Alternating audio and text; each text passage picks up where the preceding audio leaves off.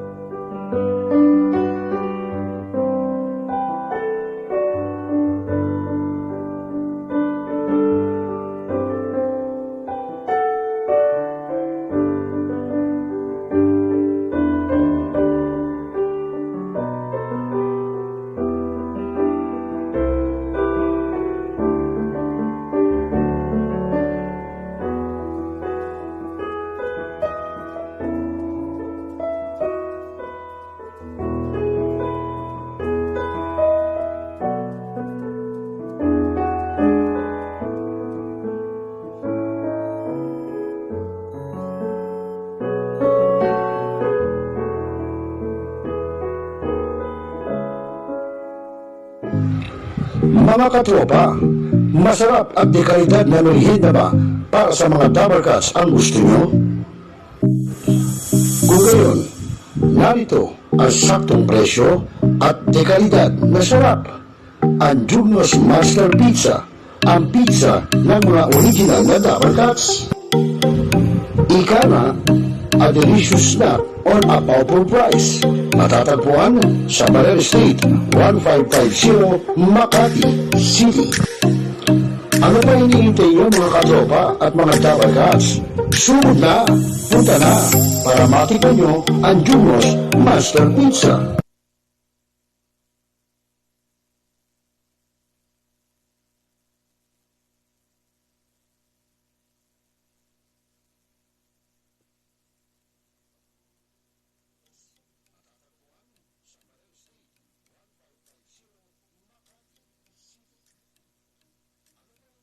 Mga kuya, ate, bunso, and friends of Eagles, ugaliing makinig at tumuto sa programang Mga Agila sa Bagong Milenyo tuwing Linggo alas 4 hanggang alas 6 ng gabi. This is brought to us by Central Luzon Region 45 Media Eagles Club. Ito po ay ating mapapanood at mapapakinggan sa New Millennial TV Online. Just type it sa ating Facebook at ito ay ating mapapanood live. Again, Mga Agila sa Bagong Milenyo, tuwing Linggo, kada alas 4 hanggang alas 6 ng gabi, brought to us by CLR, Central Luzon Region 45 Media Eagles Club.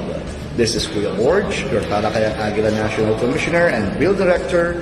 Let us continue in sharing the gospel of Eagleism. Deo et Patria, mabuhay ang Agila.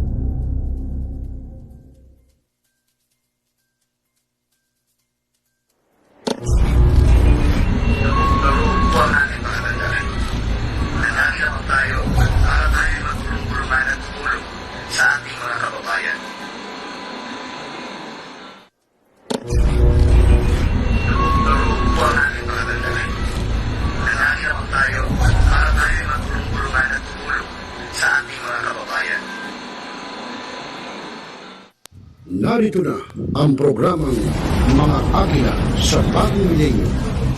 Ang programang tatalakay sa mga ginagawang serbisyo publiko ng The Fraternal Order of Eagles, Philippine Eagles, para sa sambayanang Pilipino.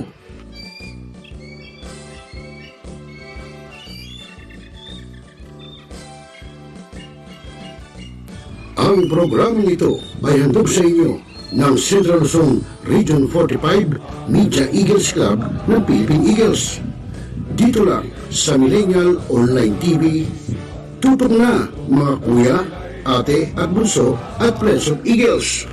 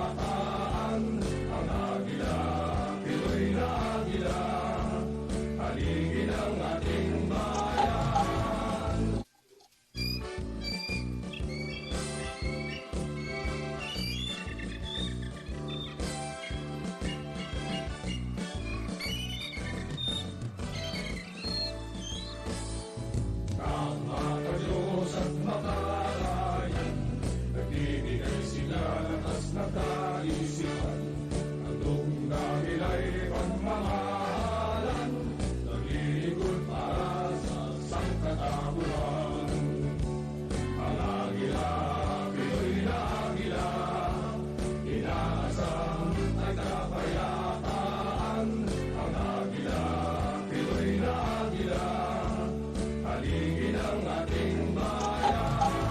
Ngayon, just to continue, Mr. Clyde Teves, the person named in the search warrant, was not around during the implementation of the search. Talakaya. Representative. Opinion.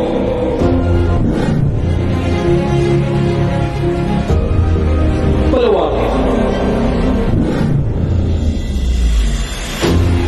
Aksyonan. Kasama si ROCEL dito na sa New Millennial Online TV.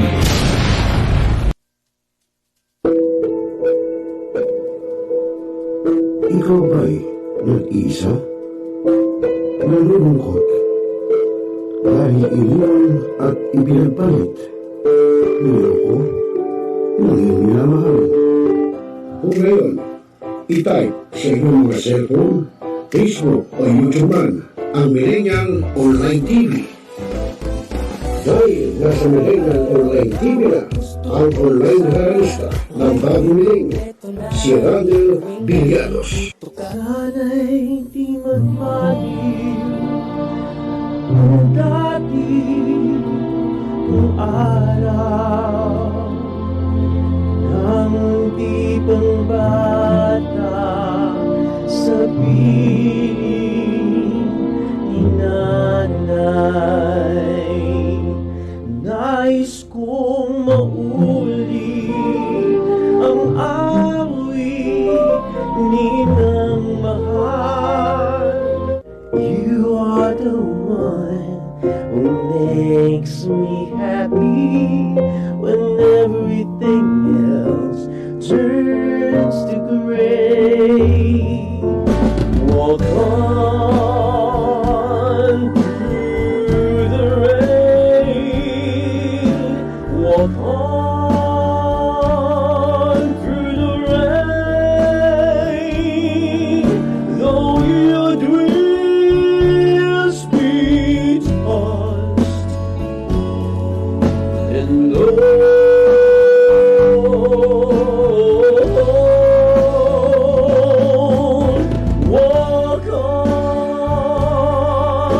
Walk on with hope in your heart. At haharanahin kayo ni Randel ng iba't ibang awitin para maibsan ang inyong inip at kalungkutan kahit nasaan man kayo. Hanggang sa tumanda. Come on.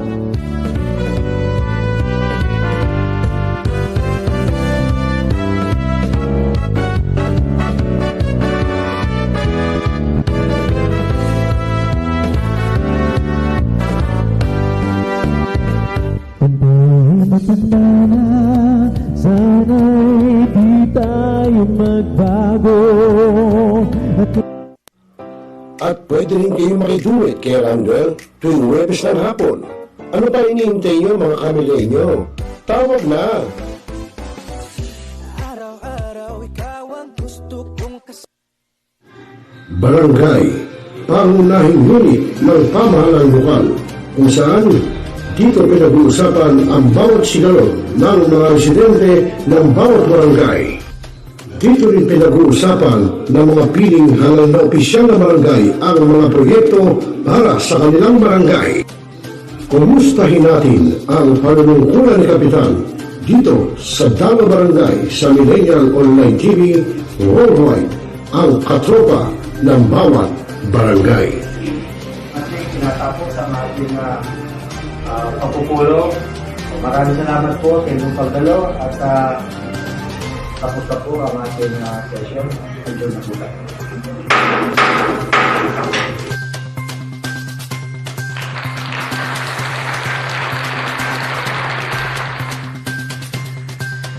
Yun o.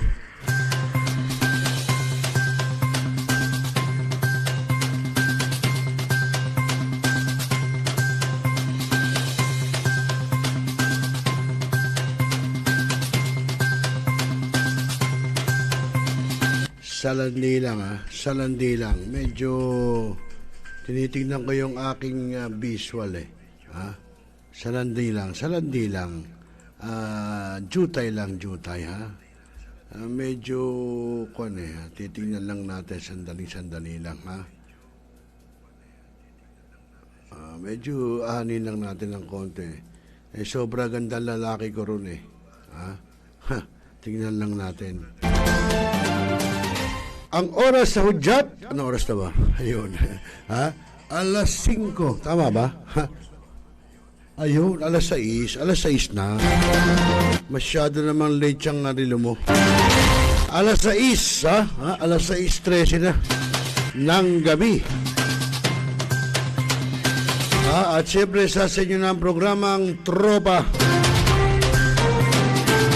At siyempre ako pa rin ninyo magiging kasama.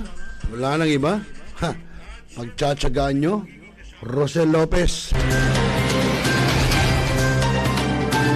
At ako maya-maya mga kaibigan, alam nyo ba, sobra init. Ika nga summertime pa. Feel the heat. Pwede pang humabol sa mga swimming.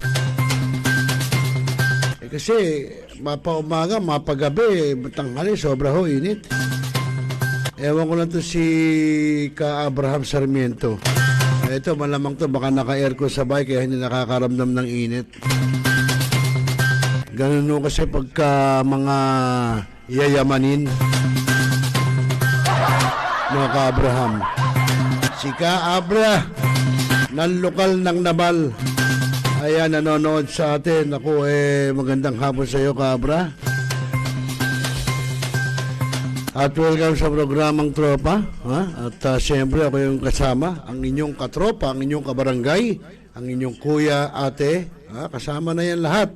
ROCEL LOPEZ. At mamaya, alamin natin sa DOST Pag-asa, sa pag-uulat po ng isa nating katropang, isa sa weather specialist po ng DOST Pag-asa, si Ate Grace Castañeda. Mamaya po yan. At syempre, hindi naman na po pwedeng wala tayong ipipicture sa inyo. Meron pong isinagawang media forum, no? Diyan po sa Quezon City, diyan po sa may Kamuning Bakery.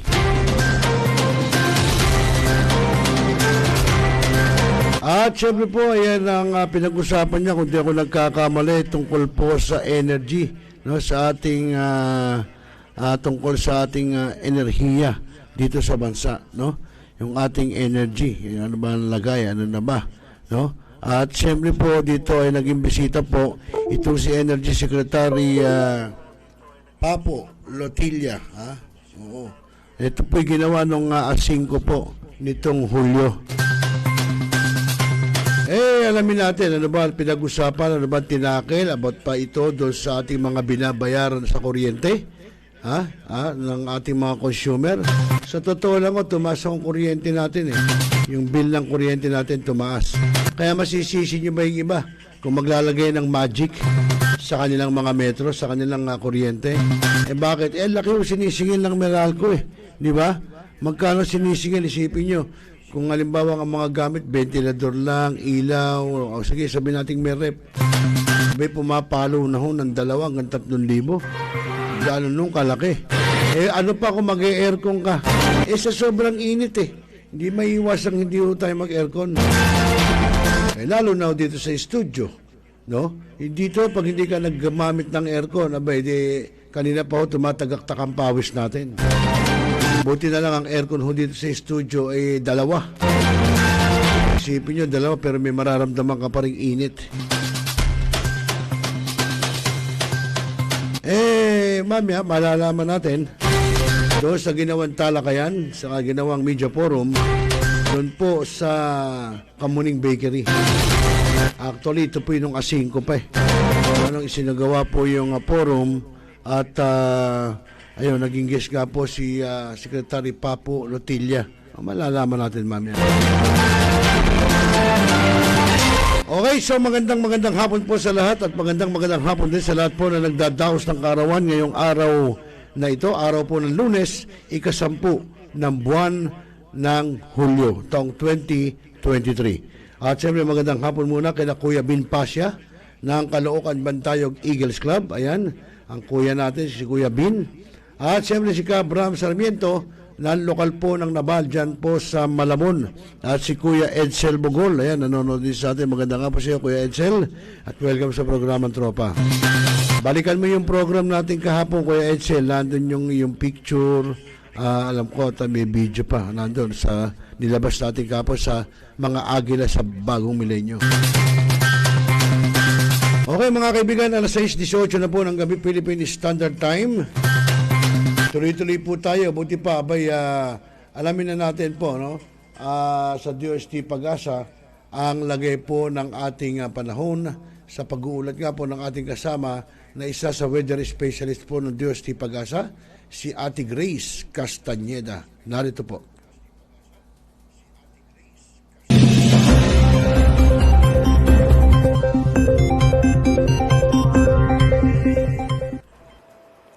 Magandang umaga sa ating lahat. Ngayon ay July 10, 2023 at narito ang update ukol sa maging lagay ng panahon sa susunod na 24 oras.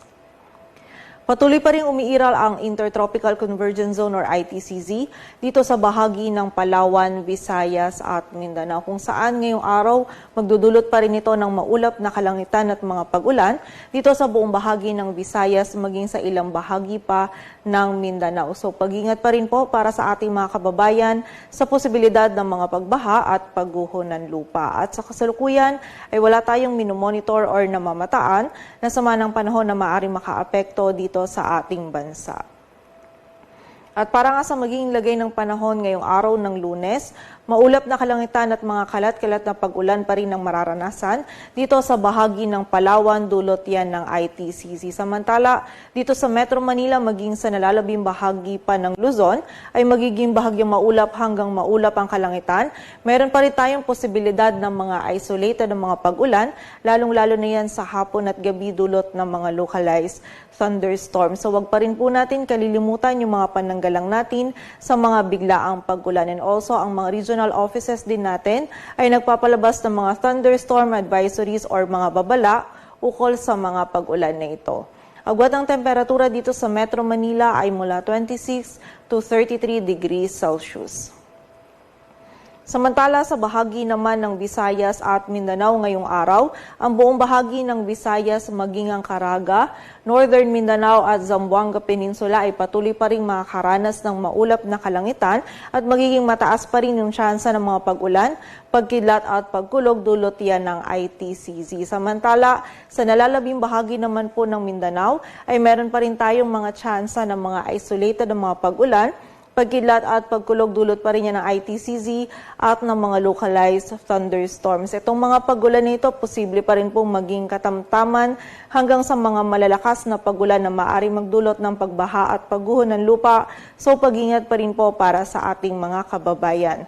Agwat ang temperatura sa Cebu ay mula 26 to 31 degrees Celsius at sa Davao naman ay 25 to 33 degrees Celsius. At para naman sa lagay ng dagat baybayin ng ating bansa, wala tayong nakataas na gale warning kaya malayang makapalaot yung mga kababayan nating mga isda, pati na rin yung may mga maliliit na sasakyang pandagat. At para naman sa 3-day outlook ng mga key cities ng ating bansa, in-expect natin or nakikita natin yung posibilidad na sa mga susunod na araw, ang kanlurang bahagi ng Southern Luzon, Visayas at Mindanao ay posible pong makaranas ng maulap na kalangitan at maging mataas din yung tsansa ng mga pag-ulan, pagkidlat at pagkulog dulot naman po yan ng habagat. Samantala, bukas ng Martes hanggang sa Huwebes, ang bahagi naman ng Metro Manila, Baguio City, Legazpi City, Metro Cebu at Metro Davao ay patuloy namang makaranas ng bahagyang maulap hanggang sa maulap na kalangitan at meron po tayong mga tsansa pa din or posibilidad ng mga isolated na mga pag-ulan, pagkidlat at pagkulog lalong-lalo na yan sa hapon at gabi dulot ng mga localized thunderstorms. Kaya wag pa rin po natin kalilimutan yung mga pananggalang natin sa mga biglaang pag-ulan and also pag-ingat pa rin po sa mga posibilidad ng pagbaha at pagguho ng lupa. Agwat ang temperatura sa Metro Manila ay mula 25 to 33 degrees Celsius. Sa Baguio ay 17 to 24. Sa bahagi naman ng Legazpi City ay 25 to 32 degrees Celsius. Sa Metro Cebu ay 24 to 32 degrees Celsius at sa Metro Davao naman ay 24 to 32 degrees Celsius. Dito sa Metro Manila, ang araw ay sisikat mamayang 5:33 ng umaga at lulubog mamayang 6:30 ng hapon. Patuloy po tayo magantabay sa updates na ipapalabas ng Pag-asa at para sa mas kumpletong impormasyon, bisitahin ang aming website bagong.pag-asa.dost.gov.ph. At yan muna ang latest dito sa Weather Forecasting Center ng Pag-asa. Grace Castañeda, magandang umaga po.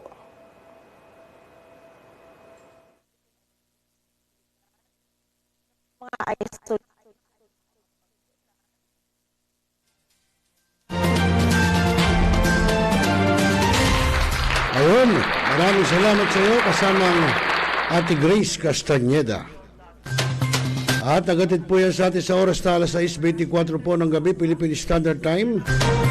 At syempre tuloy-tuloy pa rin tayo. Ayun, yung po sanhi ng mga misang pagulan, lalo na sa parting Palawan, sabi ni Ate Grace, ay dala po ng Intertropical Convergence Zone, ITCZ. Para po yung tail, no, buntot ng amihan yun. At magandang hapon din kay Albert Tolentino ng Malabon City. At sabi niya, binabati niya raw si Doray ng happy birthday. Eh buti ka pa, binabati mo. Bakit si Blackjack hindi binabati? Ba't ikaw ang bumabati, Tule? At hindi si Blackjack. At ayaw batiin ni Blackjack. Oh, happy birthday daw kay Doray.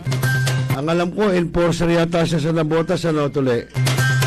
From Malabon, galing Malabon, lumipat ng Nabotas. Diba? Oh, happy birthday. Oh, ang pagbate buhat kay Albert Tolentino, yung dati mong kasamahang motorcycle, dyan sa Malabon, PST mo. Oh, yan, happy birthday, bigay naman. Eh baka nandiyan kayo ngayon na Tuli, kila Doray.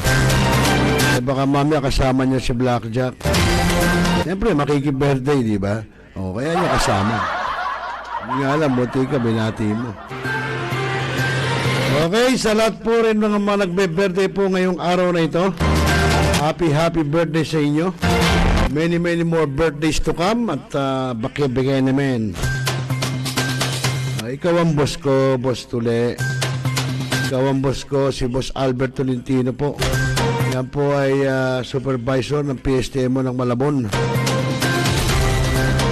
Okay, at siyempre po, sino pa ba ang baka mamaya may makalimutan tayo, magtampo, magalit? Siyempre, batiin na rin natin yung lahat ng mga barangay chairman ng Kamanaba area. Ay, di ko na kayo isa-isahin. Siyempre, di ko naman kayo lahat kilala eh. At siyempre binabati rin natin, sino ba? Ang ating grupo, ang Central Luzon Region 45 Media Eagles Club. Siyempre po sa pangunguna ng aming gobernador na si Governor Rafael Agkawidi, ang gobernador po ng Cellar 45, Beng Beng Beng.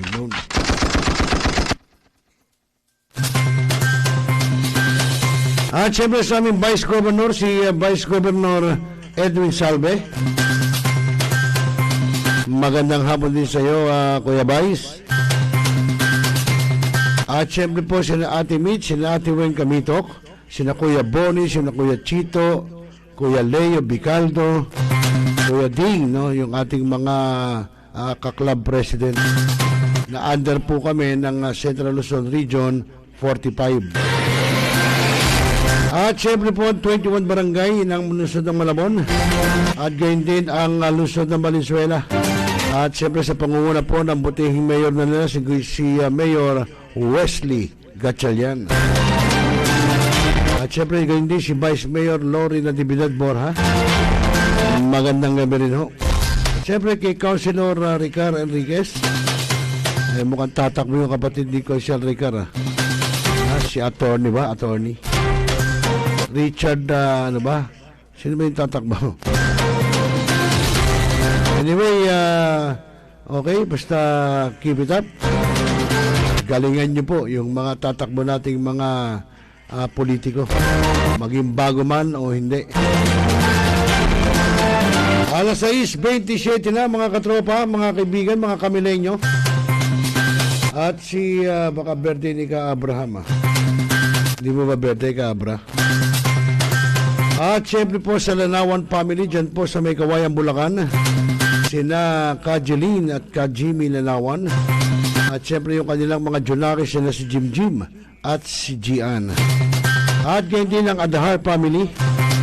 No, sila Mr. and Mrs. Dennis at Jacqueline Lagpaw Adahar. At yung kanilang mga junakis na sina Alexis, si Dominic at si Andrea. Ayan, happy birthday, happy viewing kung nanonood kayo. At syempre yung kanilang mudra, si Mami Angelina o Angelita Lagpaw. Alam mo si Mami kahit na may edad na at matanda na, abay nakakakilos pa, nakakapag-urong pa ng plato, di ba? Nakakapag-shower pa, nakakapag-bathtub pa. Shower lang, kung hindi na bathtub. Ay sabihin, malakas pa si Mami. Pero siyempre, may time na sinusumpok, sumasakit yung ganito ng yan. Natural lang ho yun. Eh, kung tayong mas bata sa kanya, nakakaramdam ng gano'n siya pa kaya. Ika nga ang kasabihan sa edad ni Mami Angelita Lagpaw, ika nga boundary na. Di ba? So, isipin nyo, umabot si Mami Angelita gano'n sa edad na 80 plus. Ay, sabihin ng boundary na. Okay, naku, alas 6:29 na ng gabi. At tuloy-tuloy po tayo sa ating programang Tropa. Talakayin, rebisahin, opinyon palawakin, aksyonan, Tropa. ROCEL Lopez at your service. At buti pa mga kaibigan, tulad ng kanina sinasabi natin sa inyo, yung pong ginawang media forum dyan po sa Quezon City, kung saan ay tungkol nga po dito sa ating sa Department of Energy. Siguro, pinag-usapan doon kung bakit tumataas ang ating kuryente, mga singil, no? Bakit samantalang noon, ang liit lang. So, alamin natin, baka mamaya, parang may narinig ako doon sa NGCP. Sa Senado, hinihiring ni Senator T.R.O.P.A Idol Tulfo. Abay, meron palang mga kickback na tinatawag ang mga taga-NGCP. Ika nga SOP. May SOP. Kapag may project po, matik, may bibigay sa kanilang pera or token. Yan ang hirap sa atin sa gobyerno. Mga malalaki na sahod, ba't gumaganon pa? Okay, naku mga kaibigan, panoorin na natin. Huwag na nating patumpik-tumpik. At kayo na po, bahalang magbigay ng opinion nyo sa mapapanood nyo at pwede nating ipirating sa ating mga kinauukulan. Narito po. Of Energy Secretary Rafael Lotilla, more known as Popo Lotilla. We are very fortunate because I kept telling si Secretary Lotilla, researching about his life story, reassuring we have one of the smartest, wisest secretaries in the Department of Energy, Nian Bola, kasi I know your predecessors and others.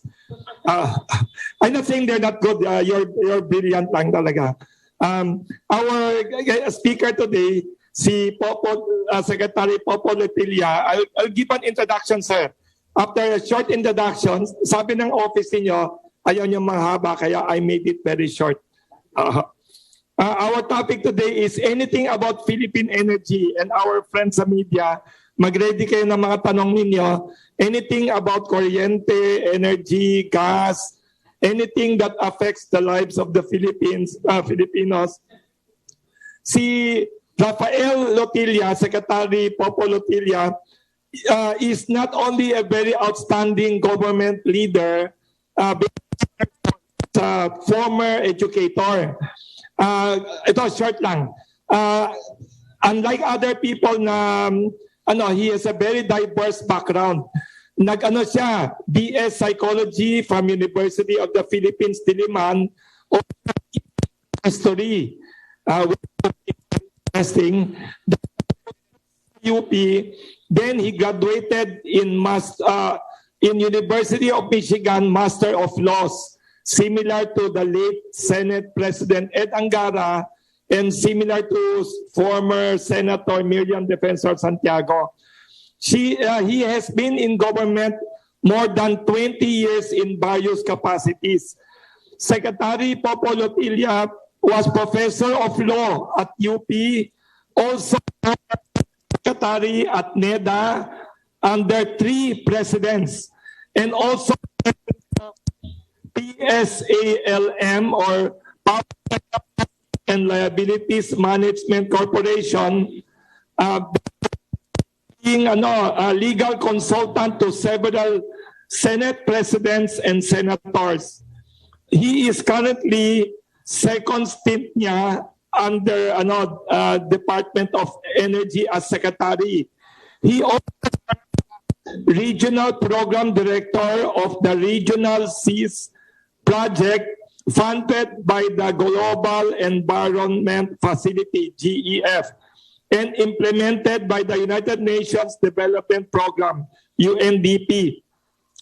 Before in the private sector, Secretary Lotilla also served as independent director in several publicly listed conglomerates in finance and energy.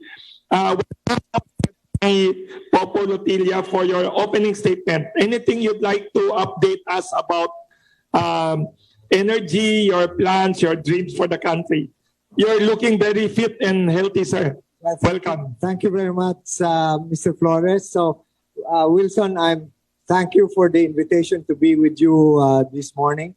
And I will be happy to field questions from our guests here and from you.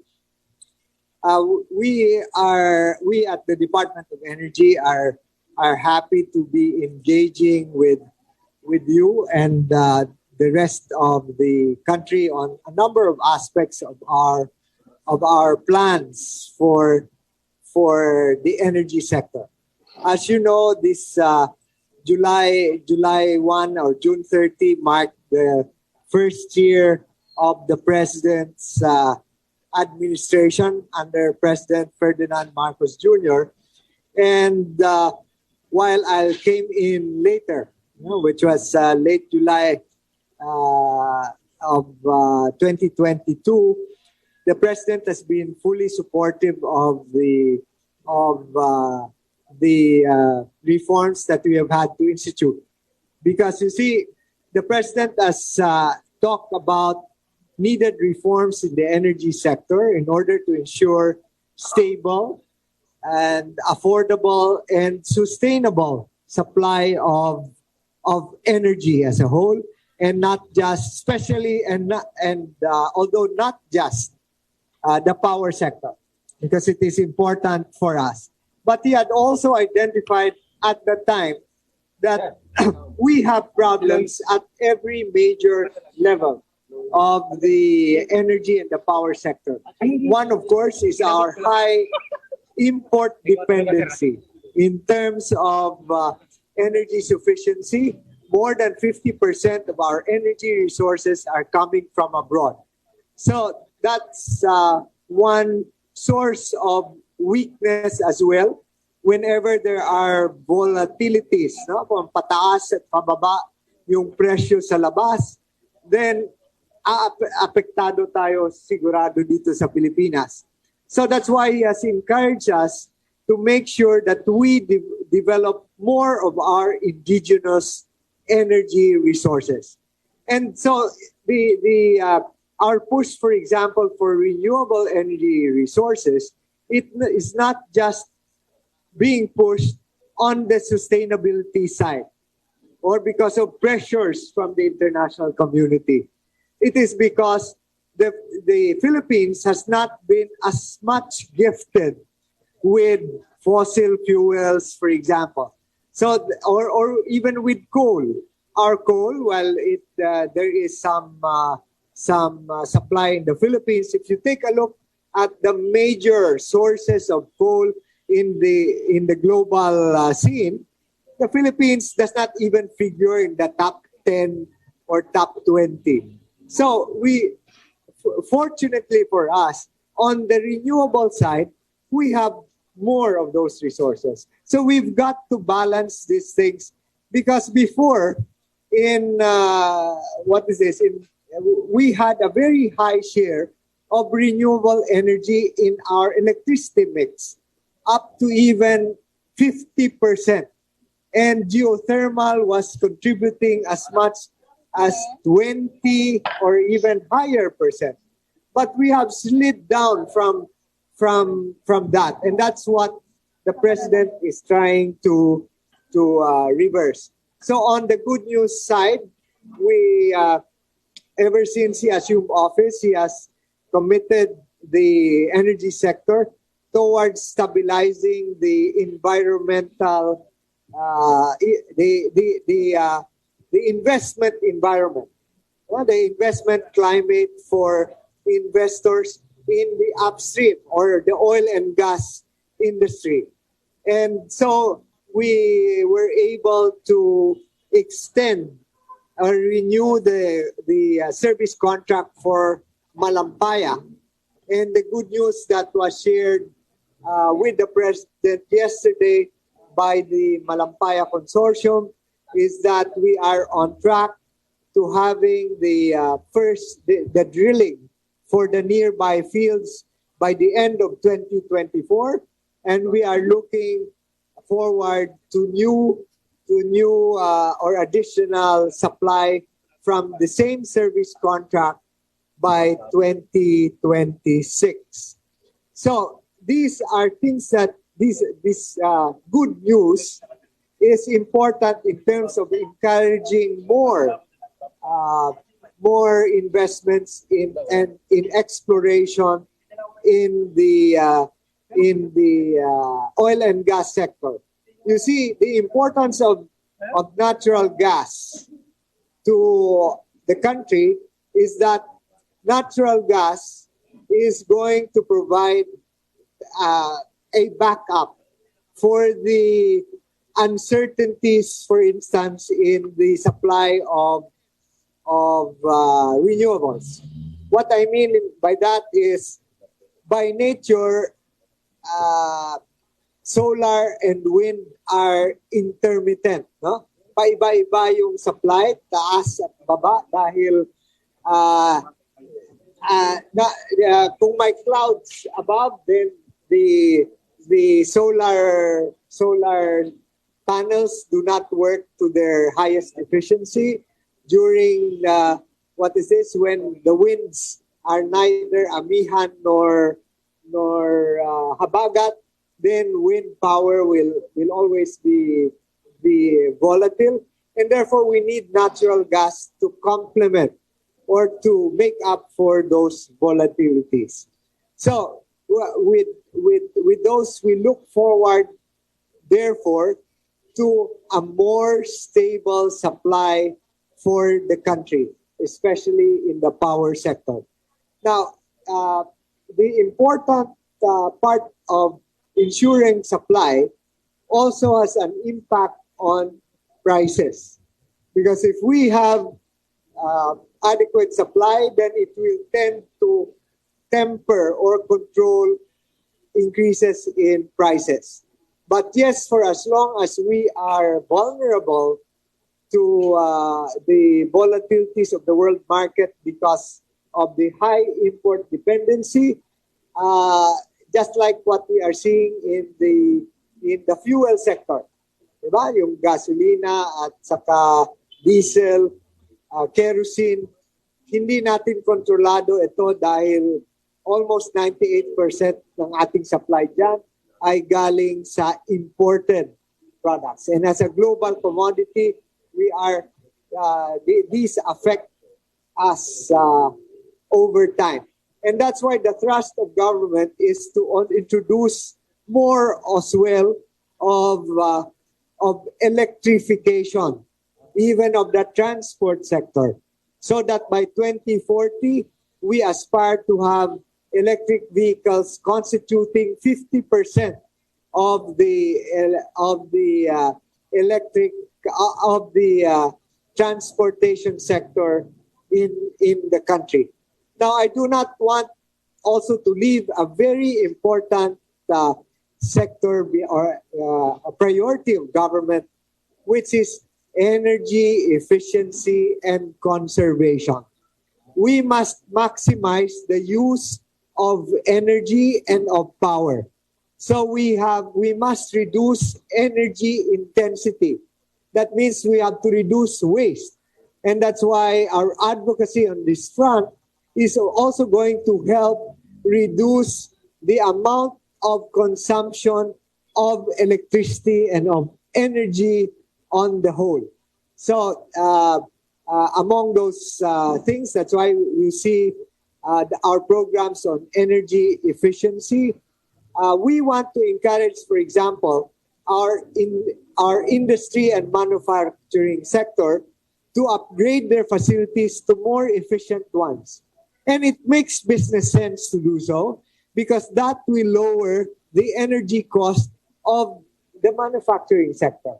So the use, for example, of rooftop solar. So I can see that Kamuning Bakery, Wilson here, will have an opportunity to introduce solar power in his facility, and will be able to demonstrate the savings that he will be able to gain from using electric power to power his stoves and so on.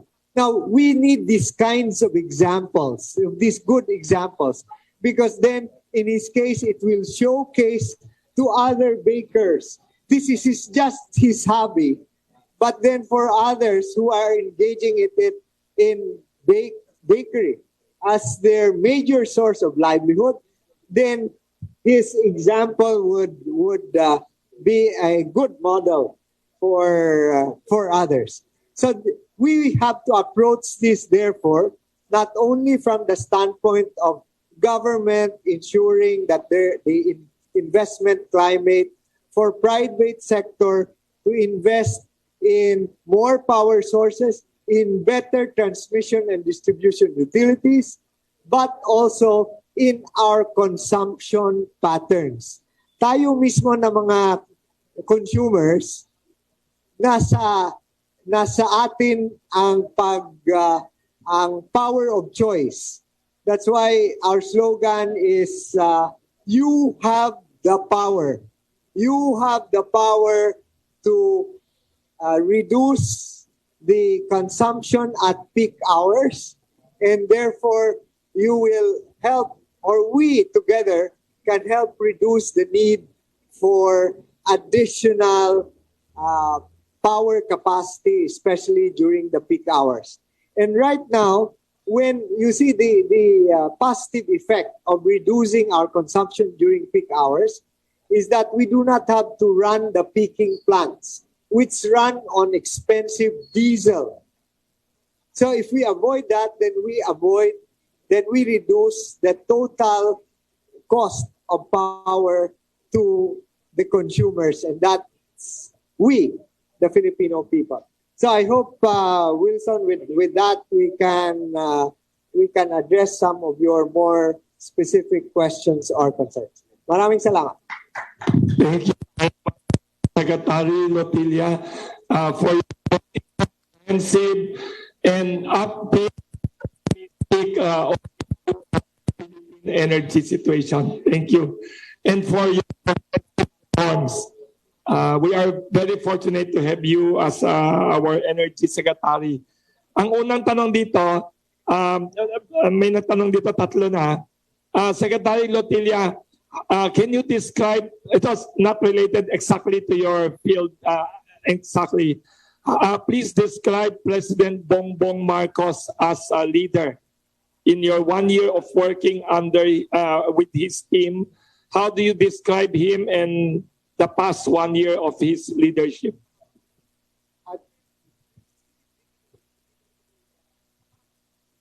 Okay. Clarissa, your microphone. Thank you. Can you hear me? Yeah. Sana mas magandang microphone. Yeah. Well, I can assure you, Wilson, and our audience, that the president, for one, he is the needs of the energy sector. He keeps telling me is among those which keeps him awake, because he is focused on the sector. In fact, the first sectoral meeting that he held was with us in the energy sector, because he was concerned with ensuring supply. You know that when the president came in July on June 30, we had lost 1,200 megawatts of Malampaya, and for Luzon, that was a major blow.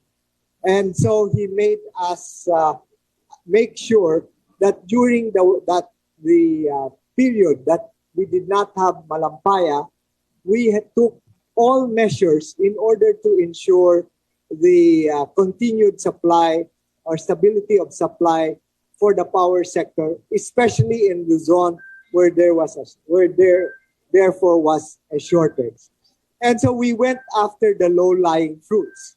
What are those? One, at the time that the president came in, there was stranded capacity. What do we mean by stranded capacity?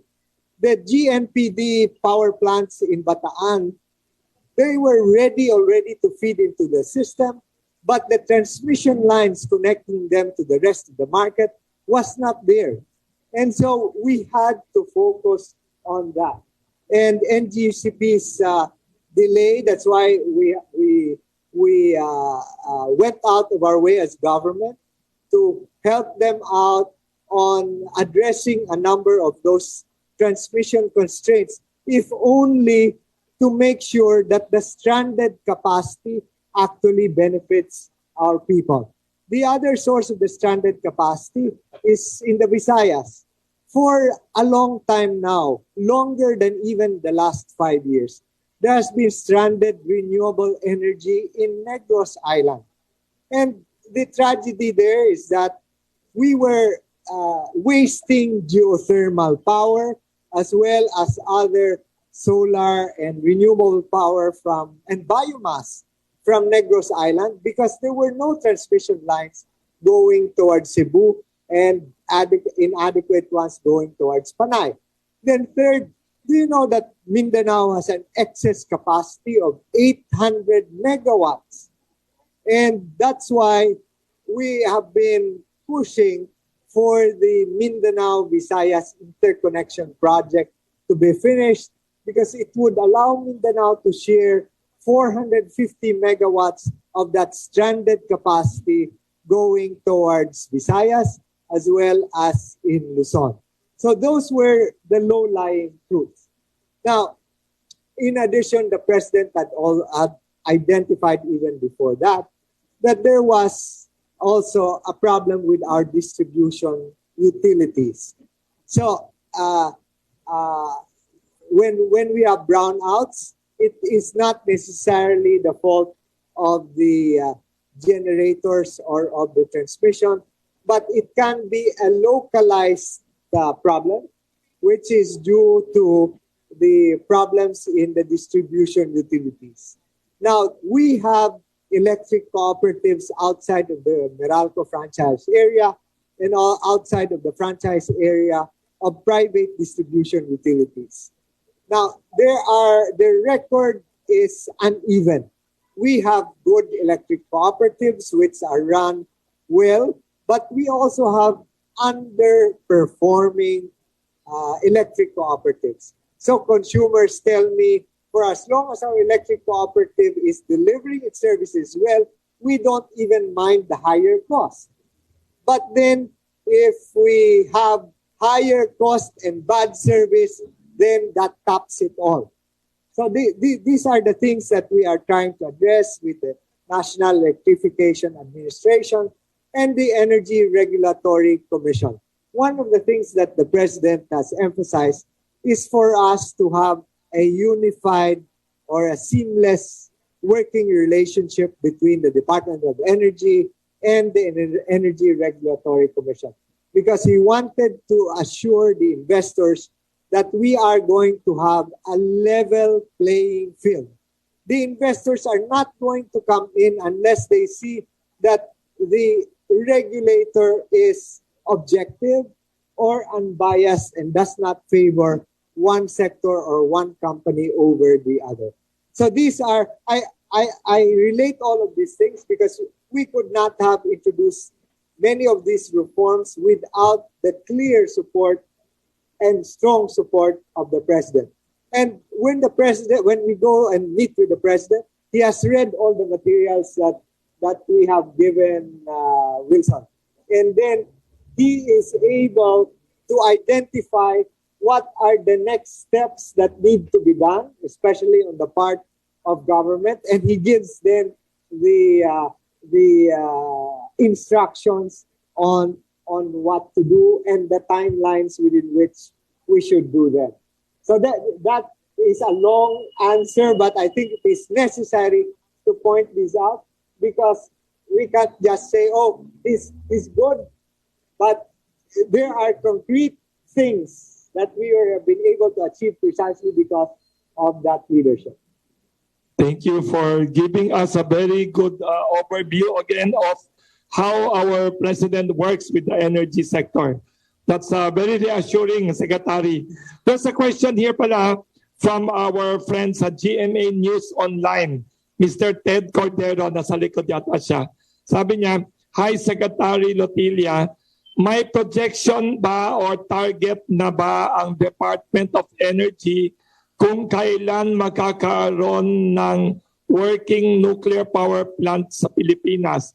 Ito po ba ay ang SMR or ang revived Bataan Nuclear Power Plant? Ano nga SMR? Sorry, hindi ako expert. Yun. So, tanong niya, do you have a target plan already or timetable for a working nuclear plant in the Philippines? Will it be SMR or revived Bataan Nuclear Power Plant now? Ted Cordero or GMA News Online. Thank you, Ted. If you remember in his State of the Nation address last year, the president said that we need to revisit our policy on nuclear power in the Philippines. And since then, he has been looking at various options. So in his last visit to the United States, for example, he had a meeting with the developers of the small modular reactors to determine how they propose to roll out these new technologies. So we want to assure you that the president's instructions have been very clear. So first, he said in his SONA that we are going to go by the requirements of the International Atomic Energy Agency. And there are 19 guidelines or requirements relating to different aspects of the operation of nuclear power plants, whether conventional or the new small modular technologies. The president's concern during the meetings, and I have observed this, is one, safety.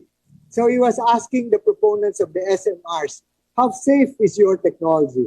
And so they went into extended discussions of how in the introduction of the new technologies would reduce the chances of a meltdown or completely avoid it because of the introduction of new innovations.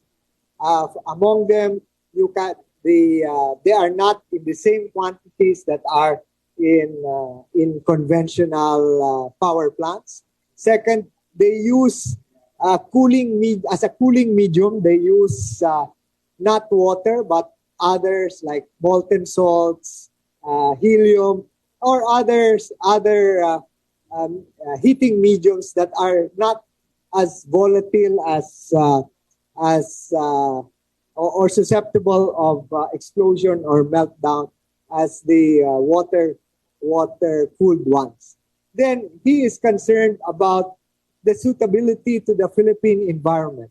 Geographically, we are an archipelago, so he was looking at how deployable are these, not only in Luzon, not only in the shoreline, but inland or in the different islands of the country. Then and of course, the third concern is about price. How affordable would this be in terms of for ultimately for the consumers?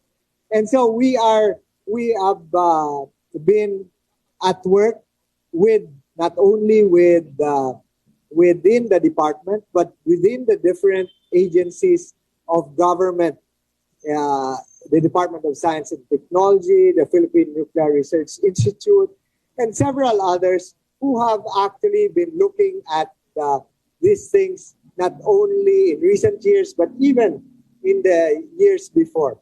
The Congress is working on one important requisite, which is the legal and regulatory framework.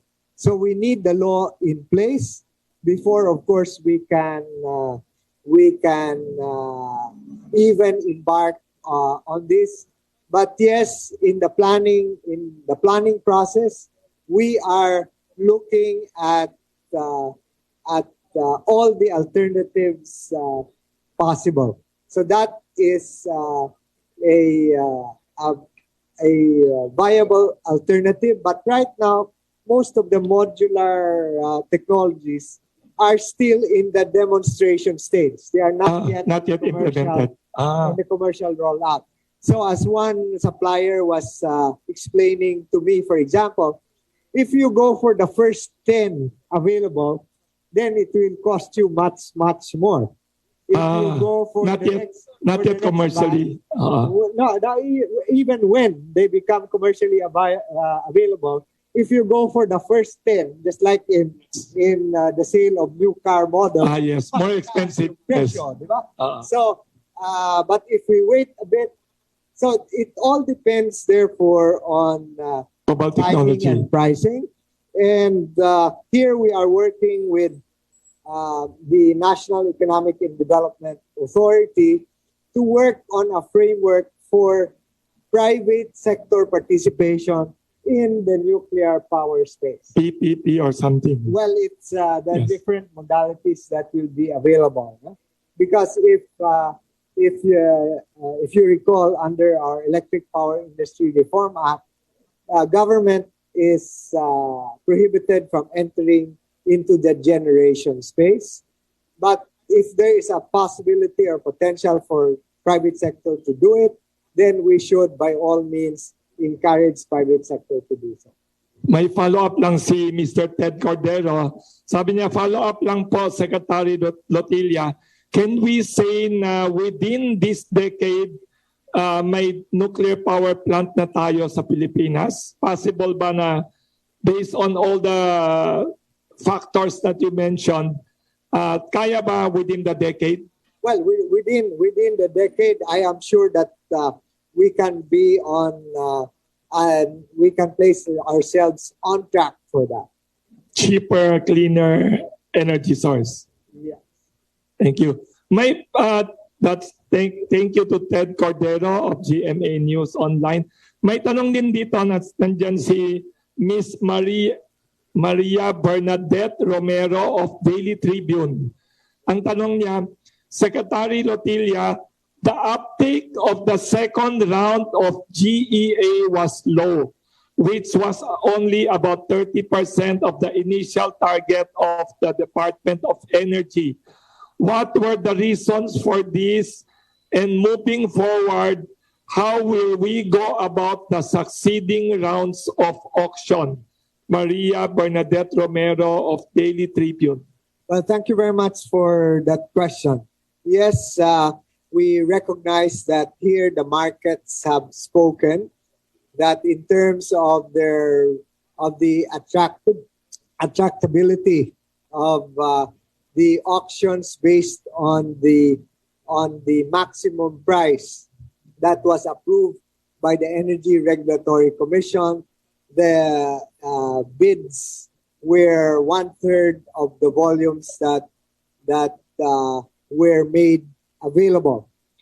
So we are going into focus group discussions with the private sector, because at the time that we announced the bids, they were there. Not only that there were no objections, but it was welcomed, especially by private sector. But as the bidding date drew closer, after the after the announcement of the green energy auction reserve prices by the Energy Regulatory Commission and some other the bid bonds, the bid bond requirements, and so on, they actually the level of interest dwindled. But there are good lessons to be learned from here.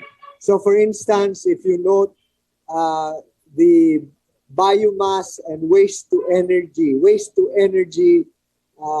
technologies, there were no takers. And I think this is a message not only to the Department of Energy, but also to our local governments, that one of the sources of uncertainty is the stability of supply of waste. And that is actually within the control of local government units.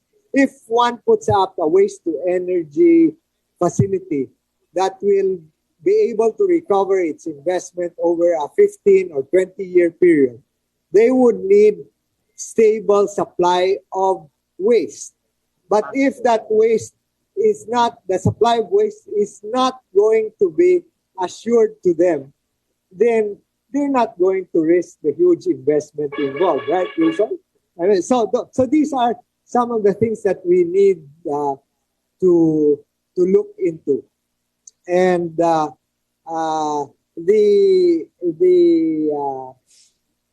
availability of transmission lines was also a concern raised, because the system impact studies are delayed.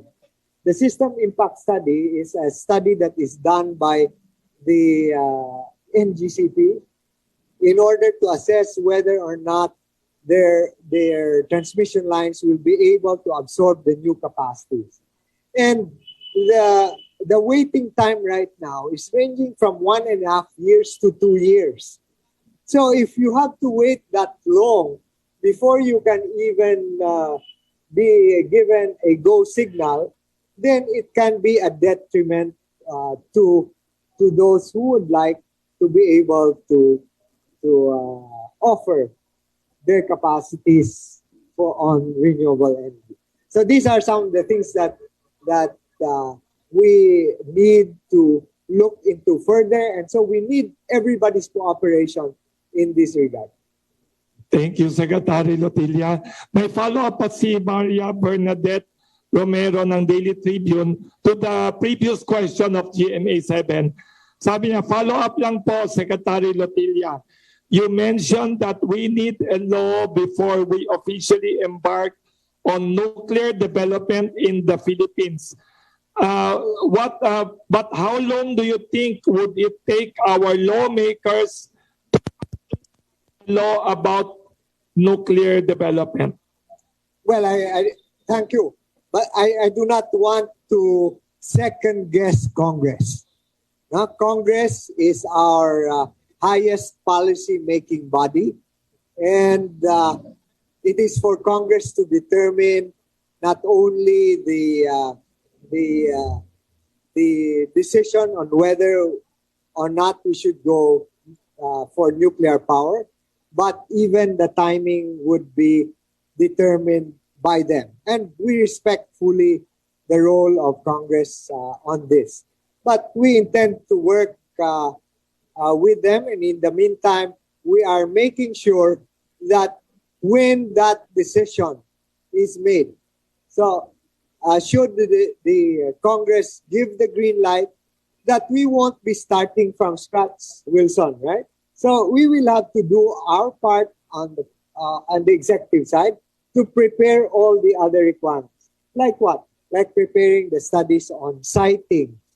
Because if you recall, after the Proposed areas. Fukushima Yes, in incident Chernobyl. in Japan, the International Atomic Energy Agency came out with new and stricter Guidelines. regulations. So we, pursuant to the President's instructions, we will observe those instructions, and we will review all the sites, the potential sites, if they conform with the requirements of IAEA.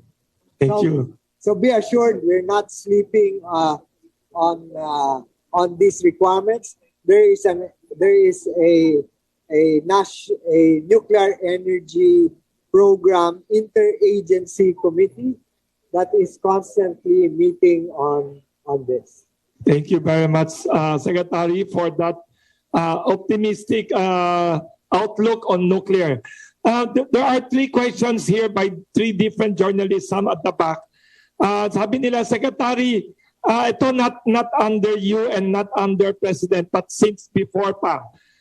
Why is our Philippine electricity more expensive compared to other countries like Singapore, even China and Korea? Should the Department of Energy consider subsidizing the cost similar to other countries, or it's not good? 3 different journalists asked this question. Baka pang ordinary person's language pwedeng, bakit mahal, why is our electricity so expensive daw? Totoo yan, Wilson, na mas mataas yung ating kuryente, presyo ng kuryente, kaysa sa ibang mga bansa dito, especially bakit daw, sir? Asia. So first of all, sinabi nga ninyo, hindi tayo subsidized. So kung i-subsidize natin yung power, kanino din galing yung subsidy? Galing din sa atin. So from the taxpayer, instead of building new roads, we will have to subsidize that to the power sector. So last year, for example, in the case of Vietnam, their power sector, their power company asked for $2 billion of subsidy from national government just in order to cope with the increase in power prices. In the case of other countries like Indonesia, of Thailand, of Malaysia, they have been able to afford the subsidy because they have enough oil and coal resources. So it is their so-called upstream sector na nagsasubsidize ng presyo ng power. So gaya ng Indonesia, kung nagbibenta ka ng coal sa domestic market nila, yung presyo mas mababa kaysa sa export market. In the case of Thailand and Malaysia and of Indonesia, yung kanilang natural gas ay they set it artificially low, yung prices din. Kaya there is a cross-subsidy between one sector and the other. But ang sinasabi nga natin, in the case of the Philippines, hindi sufficient yung supply ng fossil fuels in terms of gas and coal for us to subsidize the power sector. So may advantages siya at saka may disadvantages din. So the shift, for example, to renewable energy which does not require fuel, it is more attractive because yung presyo ng fossil fuels is high and it reflects the true cost rather than an artificially low cost, no? So ang ibig ko bigyan diin na dahil hindi na nangangailangan na yung taxpayers' money or the national budget would subsidize the expansion and maintenance of our power sector. That's the reason na ang ating national budget ay nasa trilyon-trilyon na. And the answer to these things is, let's make sure that the taxpayers' money, which is spent through the national budget, actually goes to the right infrastructure projects. So we want to be able to monitor more effectively the use of the national budget for roads. We want to make sure that there are budgetary items and actually spent for maintenance. So these are the things that would have not been possible without doing away with the subsidies for the power sector. Even the 4Ps, di ba? Yung 4Ps program, support for the targeted support for the poorest of the poor, that part of that came from the additional collection that we got by not having to invest in the power sector. Thank you very much for explaining bakit mas mahal tayo. Bago isang tanong, may follow-up lang dito. Secretary, na-mention ninyo na renewable energy is important. Kamusta daw? There are 4 questions here nag-text sa akin. Some of them standing at the back. Kamusta daw? What is the state of renewable energy development in the Philippines today? Minention nyo kanina na there was a time na Philippines geothermal is how many percent mataas, tapos there was a time bumagsak tayo sa geothermal. How is it now and outlook? Well, right now we have close to 23% renewable. But that includes hydro, the mega dams, that includes geothermal, and that also includes the variable renewable energy. On the variable renewable energy, that actually the actual production right now is only around 3%. When you look at solar and wind in Luzon and the Visayas, that's at 3% right now. So relatively low. Now, if we are to improve on it, definitely offshore wind and floating solar are attractive options because, one, they address the president's concern that these should not compete with agriculture for the use of the land. So even right now, the sites for the onshore wind are the more marginal areas for agricultural production. We do not want to do away with productive farms in order to pave the way for solar farms. Although, as somebody said, if they're solar farms, then they must also be agricultural kasi farm down. But that is not the way we view it. And offshore wind, because of the potential, and it can have a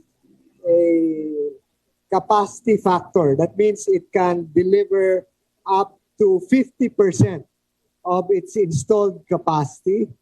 And if we are going to complement that with energy storage systems, and this is an important element of that RE program, because the energy storage systems are needed in order to store the energy until the peak hours when they are not available. So solar is available only during the day.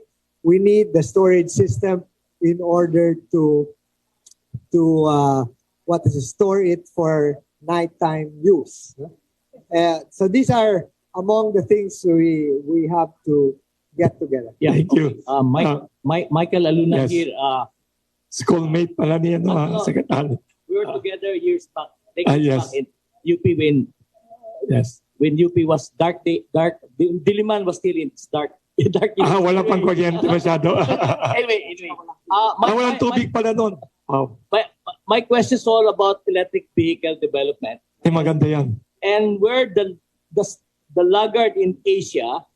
We're stagnating. We already have a law, a VIDA law, and some enthusiast foreigners and advocates are asking, how come you have that VIDA law? It's not yet effective unless you have an IR. We now have an IRR. It's not yet enough unless you have an EO. So you have already an EO from the president, and yet down in the implementation, you need to issue specific circulars from MMDA to LTO to every other agency. Because what happens, as the observation is, the devil is in the details. So that's where the procedures, the mechanics, we answered to the clarion call towards So ang tanong niyo is, so how do we simplify to make all this? How to make it possible? Because somehow, thank you. Many, Yes, very good question. Electric vehicle daw, paano natin mapabilis ang... Thank you. Mike is right. Thank you. We still work. We still need to work as well on the infrastructure support. We cannot just say roll out the electric vehicles when we don't have charging stations that are available, easily available for the users. Second, the adequacy of the power distribution system. It requires upgrades on the part of our distribution utilities in order to make sure that there will be enough electricity in the right places where there will be a concentration of electric vehicles. Yes, we need to have everyone on board. That's why if you take a look at the electric vehicle roadmap, the assumptions there are that it is only towards 2030 that we're going to see a surge in the rollout of electric vehicles in the Philippines because of all the necessary things that need to be done. And we need to approach it, as we said, as an entire government. So we cannot do it overnight. As an announcement, we plan to go into e-taxi, and there will be on display July 6 tomorrow to 8 at SMX. We'll have the e-taxi demo unit. No? It's Co-op. It will be run by Co-op. Yes. Right. And that's the way to go. We must concentrate first on the mass transport system. So the electrification of the mass transport system is important. Yes. Because whether it's the trains, it's the metros, metro, and the public utility vehicles. Yes. These can carry more passengers.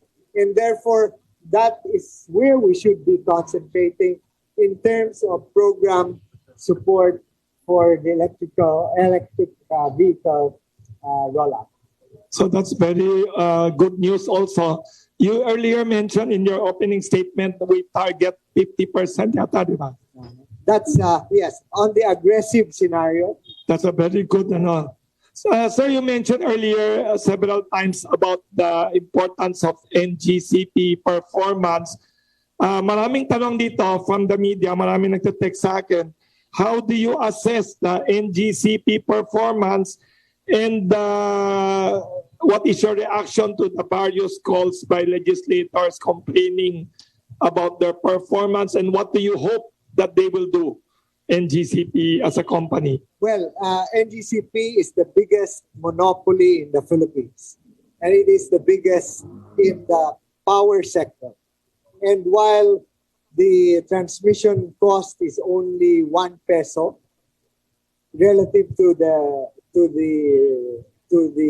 other costs, nevertheless, it is the one that can hinder or facilitate the progress or the entry of new generation capacity for the reasons that I explained earlier. So we have the major projects still delayed. And so I expect that NGCP will be delivering this. These are already delayed, and we cannot attribute the delay only to the pandemic, because some of the deliverables were originally before the pandemic.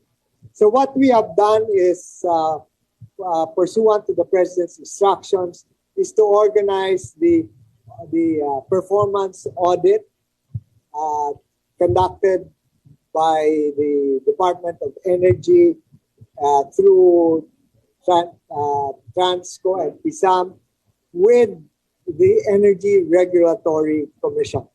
And this performance audit is, of course, without prejudice to the ones that are already known to the Energy Regulatory Commission, and without prejudice to their issuing the necessary orders. And the delays, of course, will also influence the current. These are taken into account in the current rate resetting or rate rebasing exercise that it is going through. NGCP is unique among companies in the Philippines in that Congress has given them a 3% franchise tax in lieu of all other taxes. There is no other company.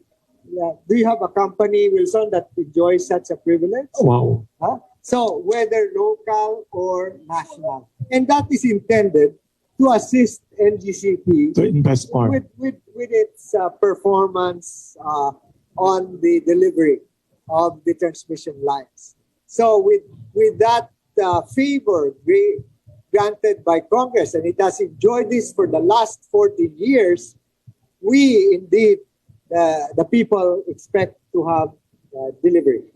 Gusto nila yung mic ko daw mas malakas daw. Okay, thank you. Sir, Okay, Sir. salamat. Thank you. May tanong natin. good morning po, Please Secretary introduce yourself.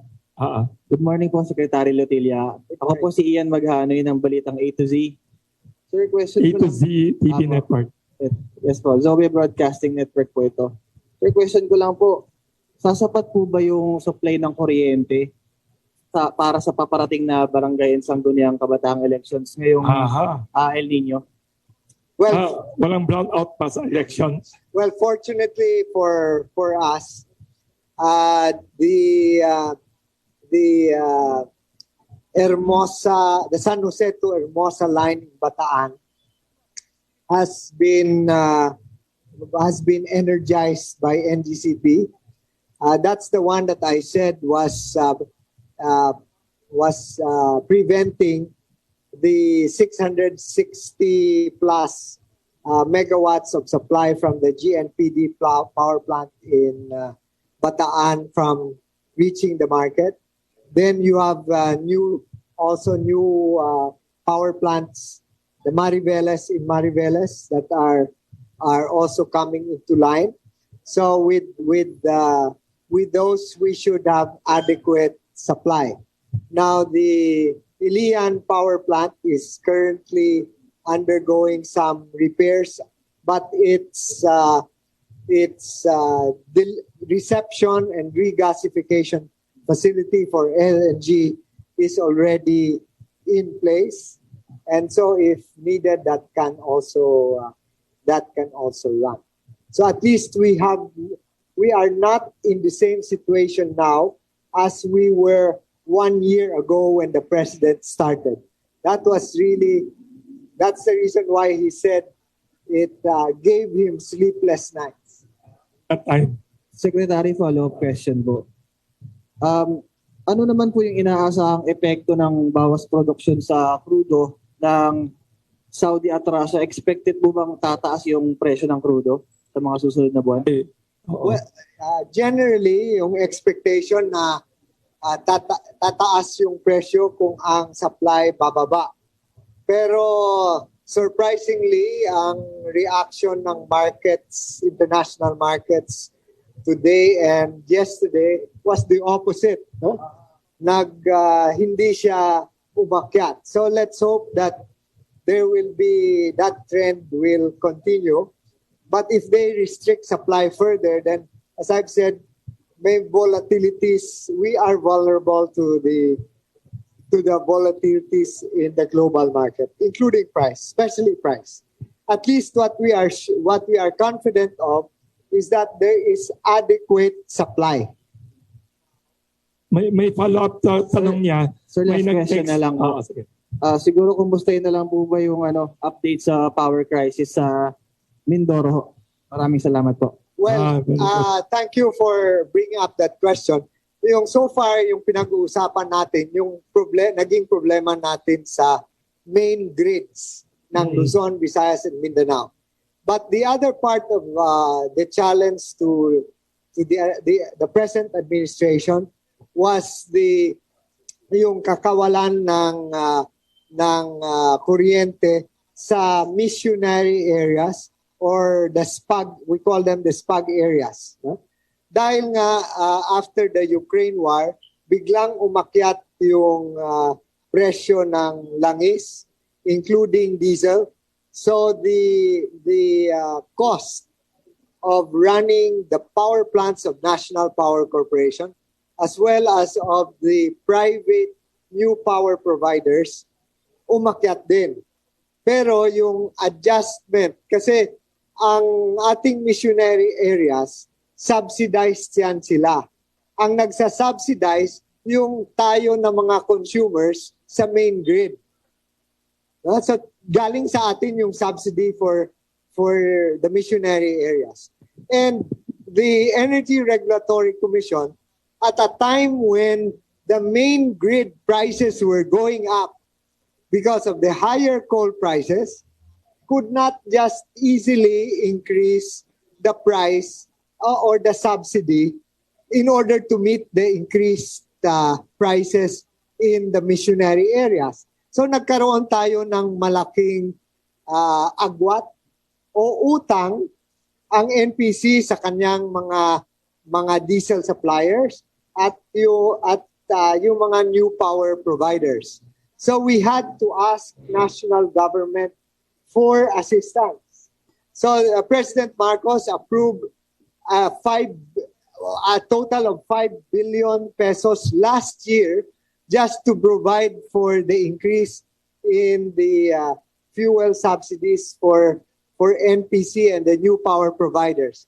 Then he also approved a standby loan from Land Bank of 5 billion pesos just to meet these additional requirements until such time that the Energy Regulatory Commission can increase the subsidy for missionary electrification. So that's where we stand at the moment.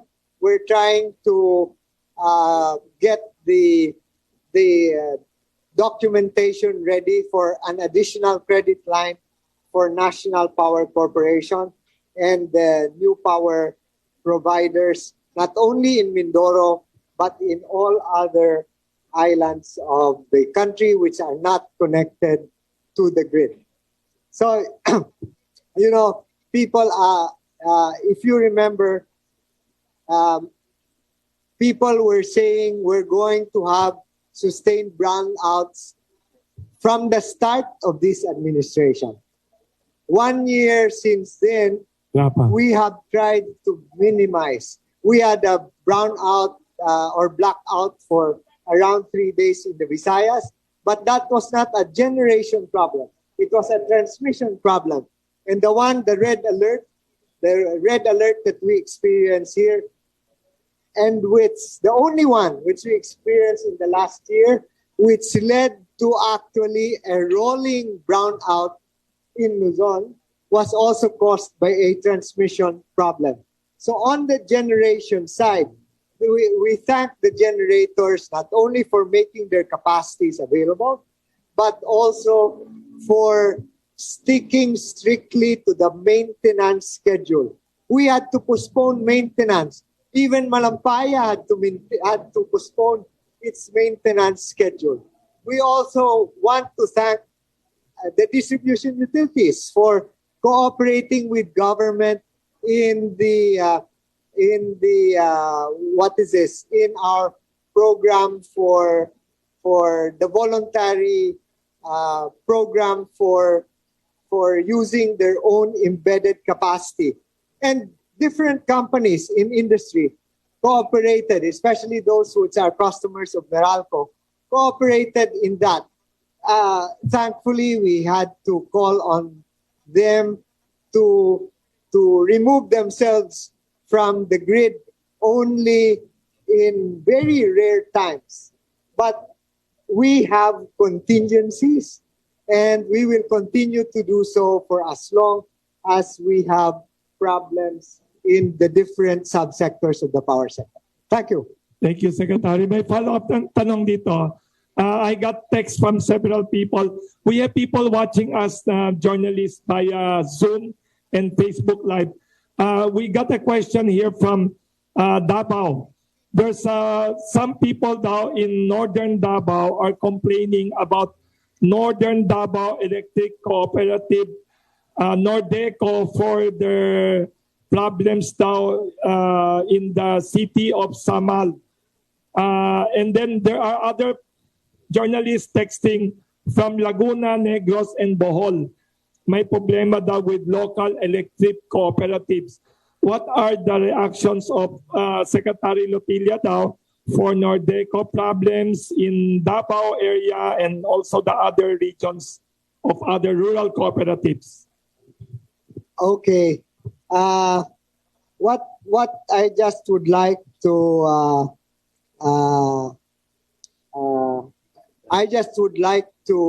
point out that in the case of the electric cooperatives, as I've said, where the reform program is there, and our National Electrification Administration administrator is on top of the problems in Nordeco, in Negros, and in other parts of the country. Now, our problem, of course, is that, as I've said, different electric cooperatives have different performance levels of performance, and so the problem also starts at the ground level. So I'd like to emphasize that the first line of defense is with us as consumers of these electric cooperatives. We are the ones who elect the members of the board of the electric cooperatives. They choose pala. Yeah. So how many of us consumers bother to involve ourselves in the election of the officers of the electric cooperatives? Let's a number say, oh, it's the politicians' fault because they are the ones who are to be blamed for this. But let's not leave these things to our political leaders. As consumers, we have to be proactive. Every one of us in the electric co-op is entitled to one vote. Let's translate that vote into a political force so that we choose the qualified directors of our electric cooperatives. That's one. Secondly, there are reforms that we are trying to introduce with the not only NEA and the Energy Regulatory, but also the Energy Regulatory Commission, in order to help the electric cooperatives better manage their power supply agreements.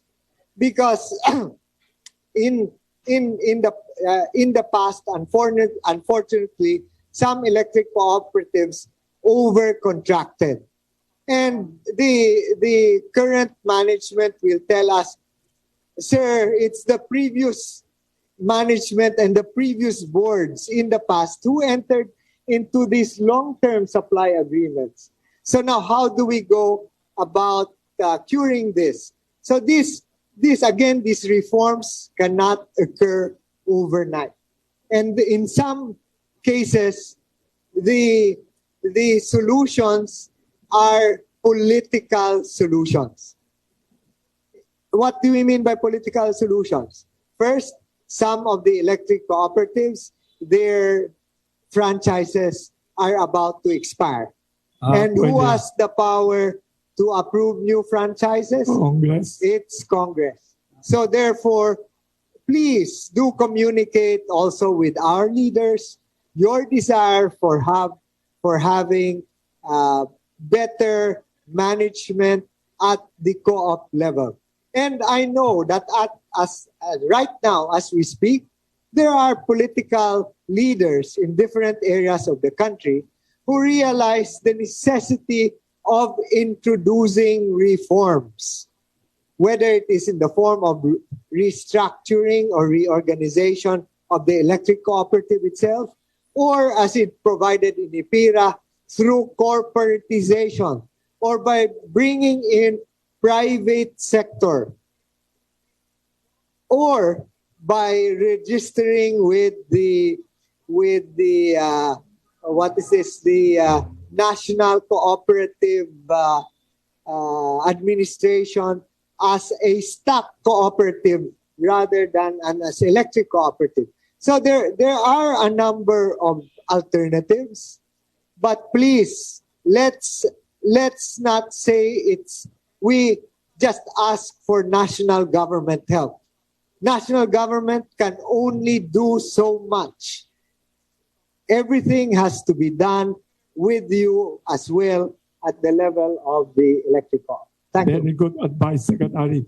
May tanong my question. Over spending so much on subsidies for power electrical, why can't we spend instead on acquisition of technologies which the cooperatives that can adopt? On a financing. Is that good? That can go longer.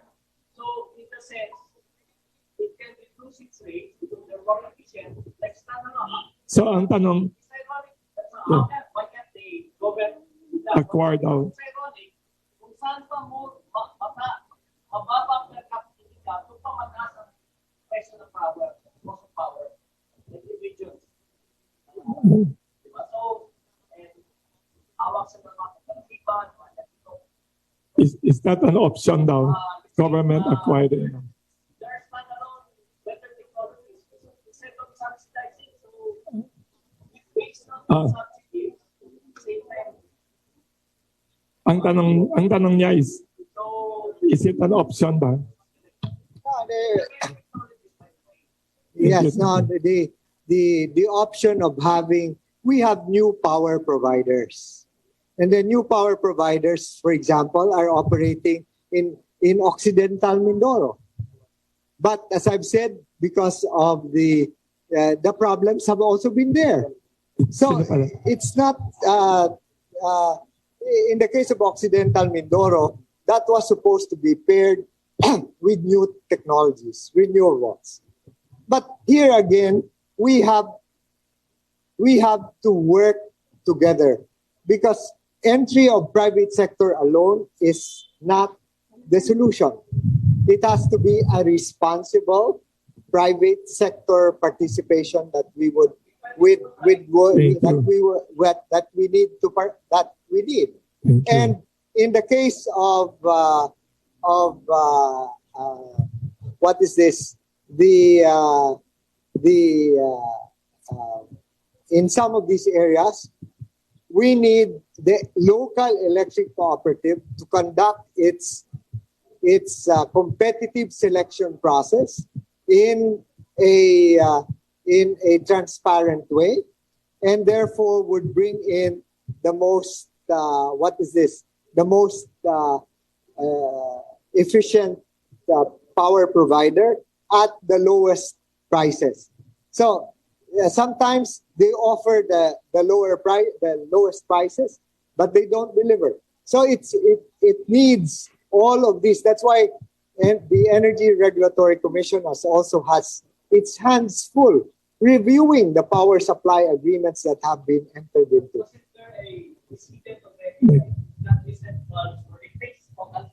Yes, but who subsidized it? Right, so it's just government subsidy. And you know what happened there? What happened there was that suddenly the incandescent market shot up in the Philippines. Why? Because they were trading the incandescent bulbs with the LEDs and so on. So not every subsidy program is going to work. Thank you. Mike is right that we have to get all these elements together. To reform. Thank you, Secretary. May tanong, sorry, thank you. May dalawang tanong dito from Filipino Star ngayon and Net25. Okay. Pakilala. Angie de la Cruz, Thank you. Filipino Star ngayon. Secretary, now that na-declare na po ng Pag-asa ang El Nino phenomenon at sinasabi po ng Pag-asa na apektado ang energy. At tuwing walang ulan, mainit, mataas po ang demand sa supply ng kuryente. Ay, oo, baka maging mainit. Oo.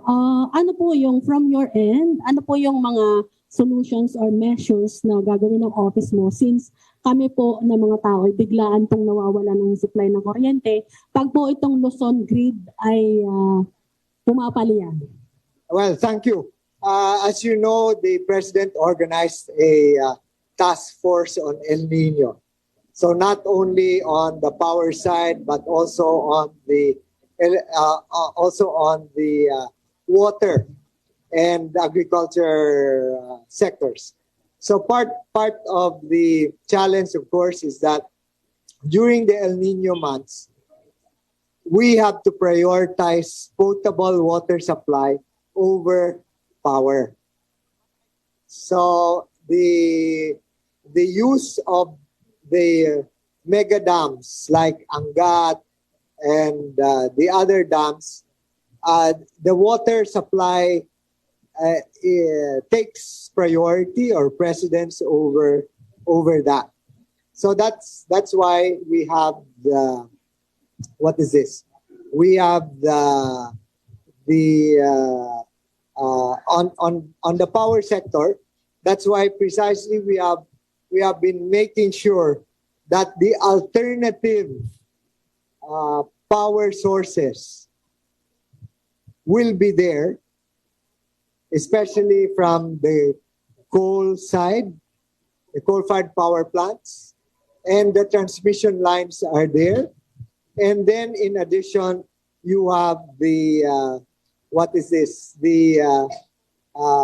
incoming liquefied natural gas importation.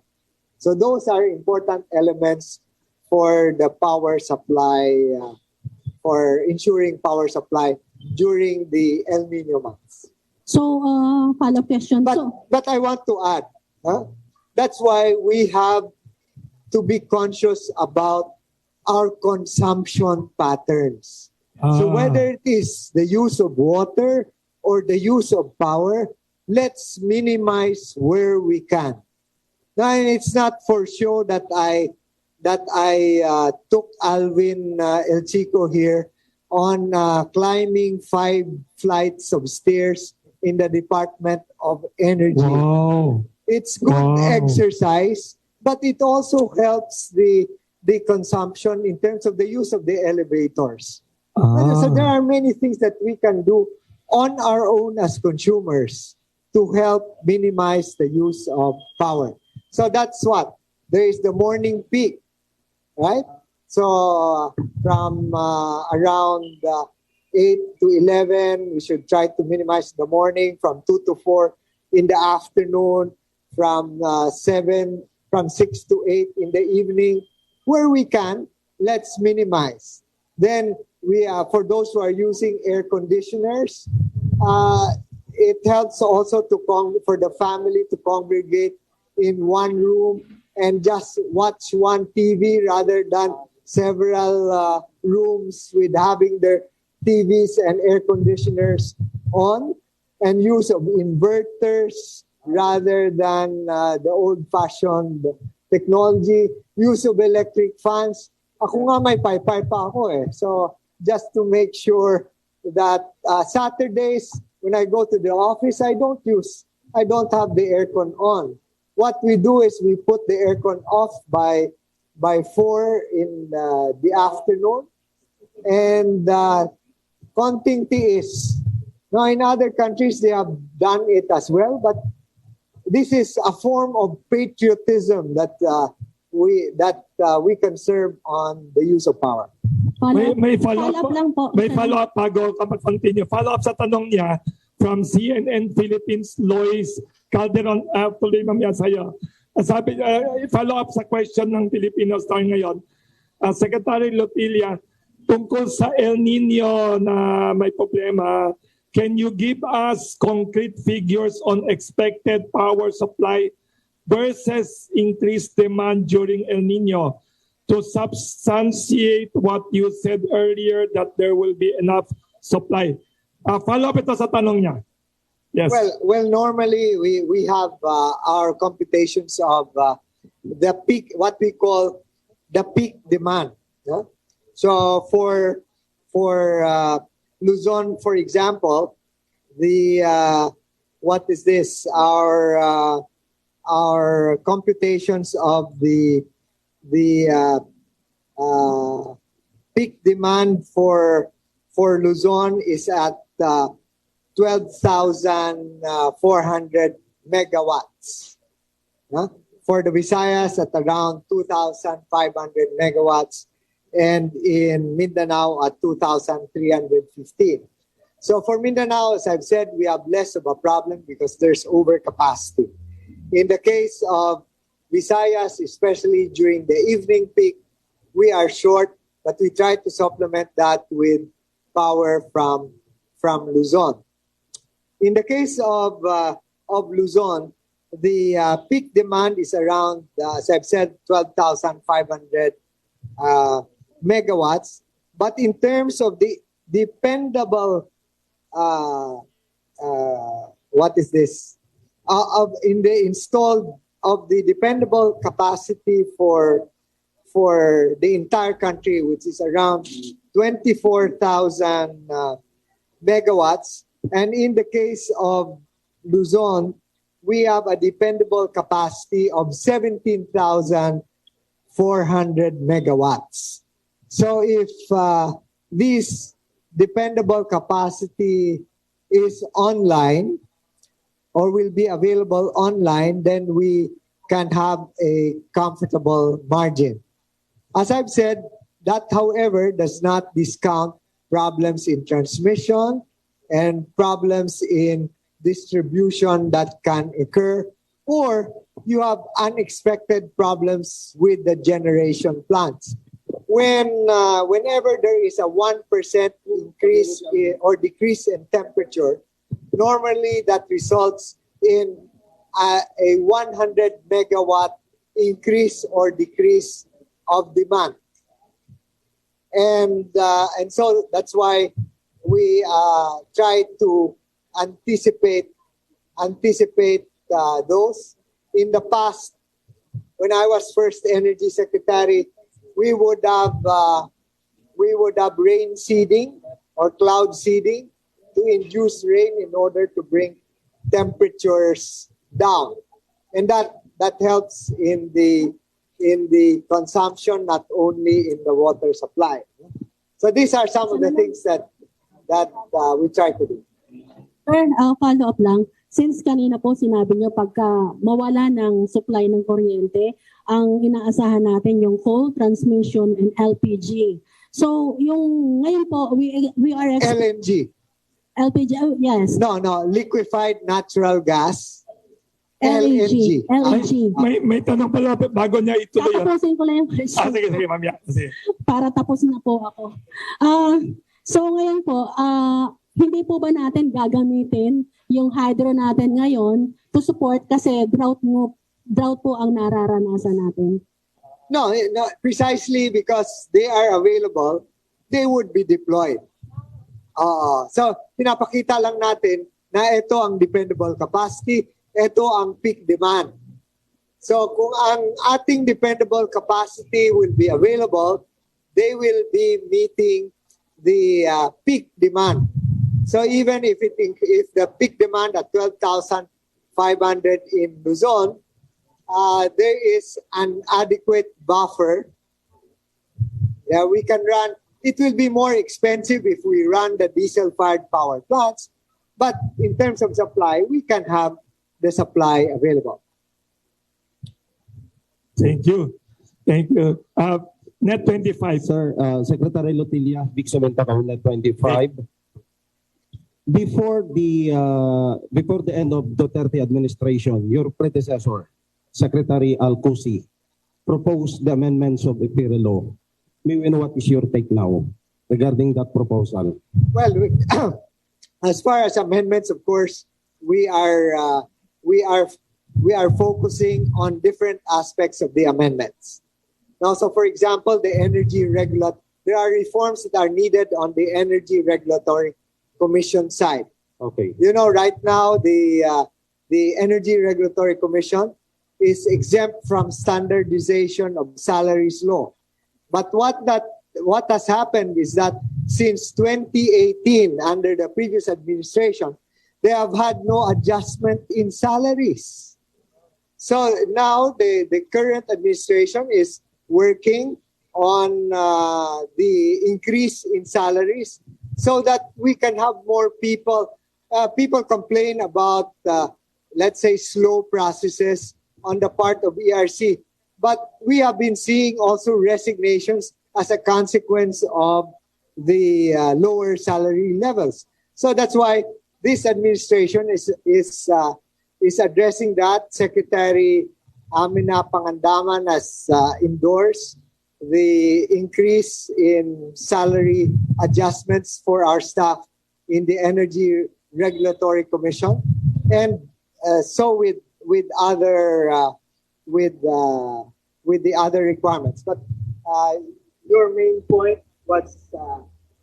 Sir, like for example, yung the other provisions in the PIRA law, like the pass-on provision, which is not favorable to the consumer. Well, it depends actually on the pass-through provisions on fuel, because if we what Energy Regulatory Commission has done is where there are these provisions, it has agreed with the Land Bank of the Philippines for a price shock facility where a distribution utility, whenever there is a 10 to 15% increase in the fuel prices, will be able to avail of the loan from Land Bank and then spread the increase over a period of time. But that has a cost. In other words, the pass-through provision is not fully also to the detriment of the consumer. It is detrimental only when it's going up, just like in fuel. But when the cost is going down, then the adjustments can also be made in a faster period of time. The reason why we have seen complaints is, of course, since 2021, 2022, we have been seeing a rapid increase in the price of coal. So, this is, in the case of fuel, you notice that our people are already adjusted to the increase and the lowering of fuel prices. Okay. Now, the pass-through provisions in the case of coal will operate also along the same principles. But what the Energy Regulatory Commission is looking at, and we are fully supporting them, is on the proper implementation of this mechanism. Like what? The distribution utility, including our electric cooperatives, should take a look at their bill more closely. Whenever they get a bill from the generation plant, they should be able to see that indeed an increase is because of an increase in the fuel, not because of some arbitrary determination. You just don't accept the bill from your your generation supplier. That's one. And then second, on the part of the generation companies, if you recall, some generation companies did not adjust their prices. What is this, to the highest extent, because what they did was they hedged, they bought insurance. So there are mechanisms that the generation company can do in order to mitigate this sudden increase in prices of coal or of fuel. So, in these short, are you going to support the proposal to amend the EPIRA law? No, definitely on the reforms in the Energy Regulatory Commission, which would allow the Energy Regulatory Commission to impose appropriate penalties on those which do not conform. That's one area that we are fully supportive of the EPIRA amendments. Now, there are also other specific amendments to EPIRA, like as you said, on demanding better performance from our distribution utilities and transmission concessionaire or NGCP. Yes, we support fully those reforms. Secretary, another point. It seems that based on the congressional investigation, the House Committee on Energy, it seems that the NGCP is run and under controlled by Chinese. May we know the real status of NGCP? What do you recommend sa NGCP? Well, any reforms or higher performance? Well, first of all, I want delivery. I want performance. Right? There were dates on which certain transmission lines were supposed to be delivered. And that's what I'm harping on. I'm not even looking at, regardless of the ownership, for example. What I want is, you committed to deliver these things, then where is the delivery? So to me, that's the most important point. You want better performance? Of course. And I want timely performance. But according to the members of the House Committee on Energy, they're insinuating na yung control ng Chinese, it endangers our national security. Well, what is this? Since the Congress and the appropriate committees are already considering this, so our interactions with them, again, I do not want to second guess the actions of the committees and of Congress. But what we want to do is precisely the audit or the performance review that we are undertaking will be in support of whatever alternatives there will be for addressing a number of the issues that you have raised. Okay, Secretary, one last point on my part. Since you made mention about the issue on the reduction of crude production in the Middle East, so kung dumating mo yung pagkakataong yun, are you going to, siyempre, we expect na tataas yung price. So under train law, supposed to be pag more than $80 per barrel, so suspend natin yung excise tax. During the Duterte administration, because of the pandemic, kahit na pumalo siya ng more than $100 per barrel, hindi nila sinuspend yung excise tax. Dahil ang sabi nila, the more than 260 billion, if I'm right, na proceeds ng excise tax, ginamit para sa pagtugon sa pandemic. Now that the pandemic was over, so if ever na pumalo siya ng $80 per barrel, being the Energy Secretary, are you going to follow the provision of the train law? Yeah, we will follow the law. But as you know, I am not the Secretary of Finance. Right? So the economic managers have to balance the revenue needs as against other factors. But let me assure you also that the economic team upon instructions of the President, has also organized the Inflation Monitoring Task Force. So it is a case of balancing. If it requires that in order to reduce the impact on inflation, that we do away with the excise tax, then I am sure that government will act accordingly, in accordance with the law. Thank you. Thank you. Yung mga staff namin nag-research, sir. Birthday daw ninyo just recently, June. Kaya they have a gift ng cake. Actually, my birthday is still next year. Ha? Ay, Yes. Last month lang yata. Next Kaya year. mayroon silang cake na ginawa dito. It's a mango sansibal. Oh. It's our original recipe.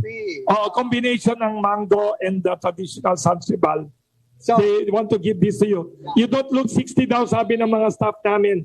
Anong sikreto ninyo? Sabi ni Professor Banlawi, kanina nandito si Professor Banlawi, you used to run daw every day. Yeah, I used to run when I was still in UP, but Sir, belated happy birthday. I think we will celebrate instead 1 year.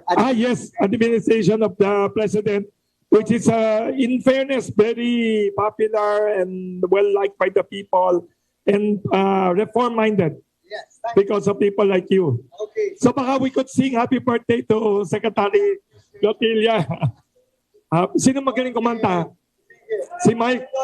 Birthday to you. Okay. Happy Thank birthday, you. Secretary Lotilla. Pakipalot lang na mamaya para ilagay sa ref. Thank you, sir. Sir, one last question pala pahapol. Okay. 2 or 3 questions about LNG.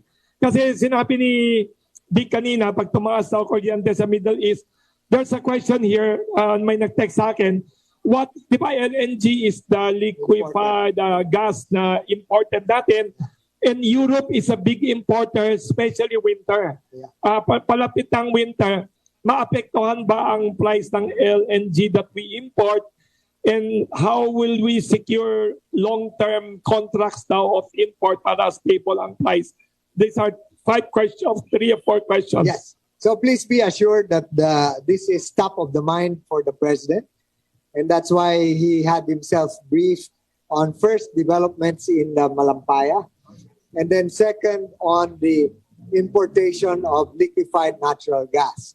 So right now, the only operating plants which are fueled by natural gas is the first gas power plants, where the source of gas is from what is supplied by Malampaya. So this, by bringing in imported liquefied natural gas by around September, they will be able to supplement any shortfall from Malampaya with liquefied natural gas. So there you can have a mix of Malampaya gas and liquefied natural gas. And since Malampaya gas is lower than international prices for LNG, then it can help cushion the price of LNG-powered gas. Now, for Ilihan, that is not currently running, but which has reception facilities, what is this? If it imports purely LNG and runs on it, and there is an increase in prices, then of course we will also see that reflected in the price. But at least we are assured that there is alternative supply that is available. So it's a case where one has to balance supply with price. But if we want to have adequate supply, then we will have to absorb any increase in prices. May pahabol pa dito, two text questions at the back. Sir, what do you think about possibility, Secretary, of hindi na tuloy-tuloy na joint exploration of Philippines and China in the West Philippine Sea for oil na nag-umpisa kay Gloria Arroyo administration under you were there in the energy. Do you think under the Marcos administration we have a chance or do you have a recommendation on this? Well, the Philippine government, led by the Department of Foreign Affairs, started talking again with the People's Republic of China on this. Well, as for my hope and expectation, I hope that China, being the biggest economic and political power in the region, would show greater understanding and support for its neighbors, smaller neighbors like the Philippines, and that would be more flexible in its attitude or in the forms of giving support to the Philippines. So last question dito. Do you think the proposed Maharlika Fund can assist the energy sector by investing in better modern energy? Well, the Maharlika Fund can, of course, be a source of funding for some of these current needs of the country. Thank you. Do you have any last question dito? I know we have so many other questions na next. May tanong dito yan. Si Mr. Alvin El Chico na pinaakyat niya na elevator. Pilip ako. Soundbite. What is your input in this year's SONA kay Presidente? And ano ang top 2 or top 3 programs that you're going to achieve for 2024? Anong tututukan ng DOE ng mga proyekto for 2024? Yung sa SONA muna, anong gusto mong i-highlight ng Presidente sa SONA? Well, of course, we are in the case of the energy sector, we are highlighting what the President has been able to achieve over the last year since his last State of the Nation address, and on the support he has given for indigenous resources of the country. And as I've said, our focus will continue on finishing all the transmission lines that are needed to support additional generation from generation capacity in 2024, 2025, and up to the end of the President's term in 2028. So this will require reforms as well in not only in the generation sector, like the secondary price cap and the reforms in the market to encourage more behavior that promotes full competition, but that on the distribution side, we also need to ensure that the distribution utilities are run more efficiently because they are the frontliners. Even if we have sufficient generation supply, even if we have enough transmission supply, if the distribution, at the point of distribution, there remains a weakness, then we cannot fully address the needs of our country. So we are focusing as well on the target that by the time the President's administration ends, then there will be 100% electrification of the country. So these are quantifiable targets, and there will be performance standards on the different sectors like distribution utilities, NGCP, and on the generation plants. So we are working this out with the Energy Regulatory Commission. And we hope that by 2024, therefore, we will have resolved a number of the policy issues that are beyond the control of the government. Among them, that the Supreme Court will have addressed the tax issues on the oil and gas sector, because once settled, that will open up new investments in the oil and gas exploration for the country. El Nino.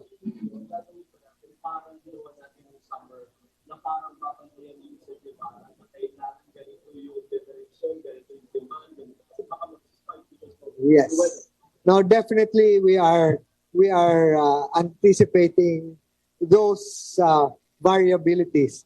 And remember that Pag-asa said that even with El Nino, they will still expect typhoons.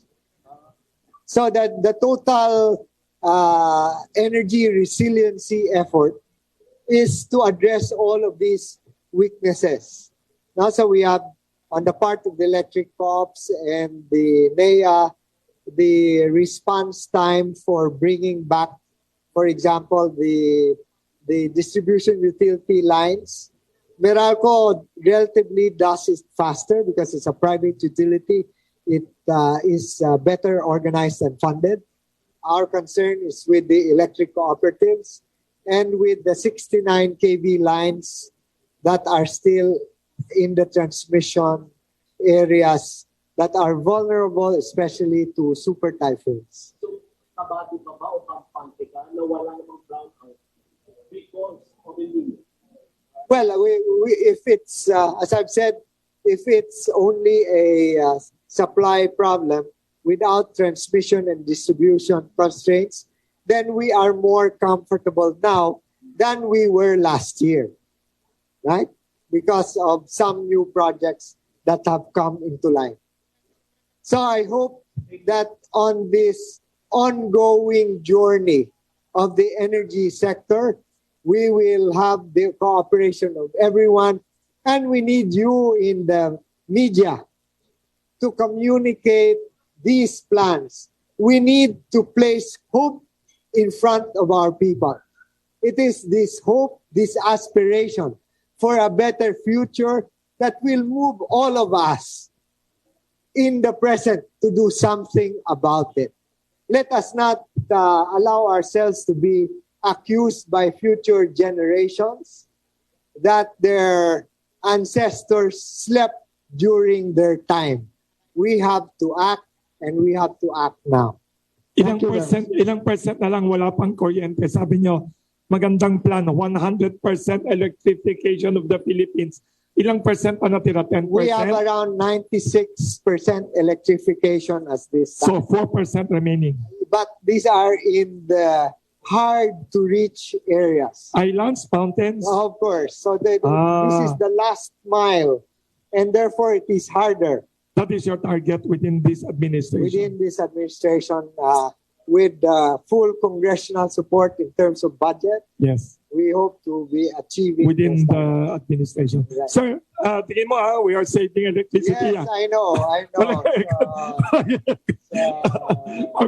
So walang aircon lahat tayo dito, kaya we will have aircon soon, hopefully, pero with better energy source. Right, and it can be solar powered. Yes, right? very good, brilliant idea by Secretary Lotilla. Thank you.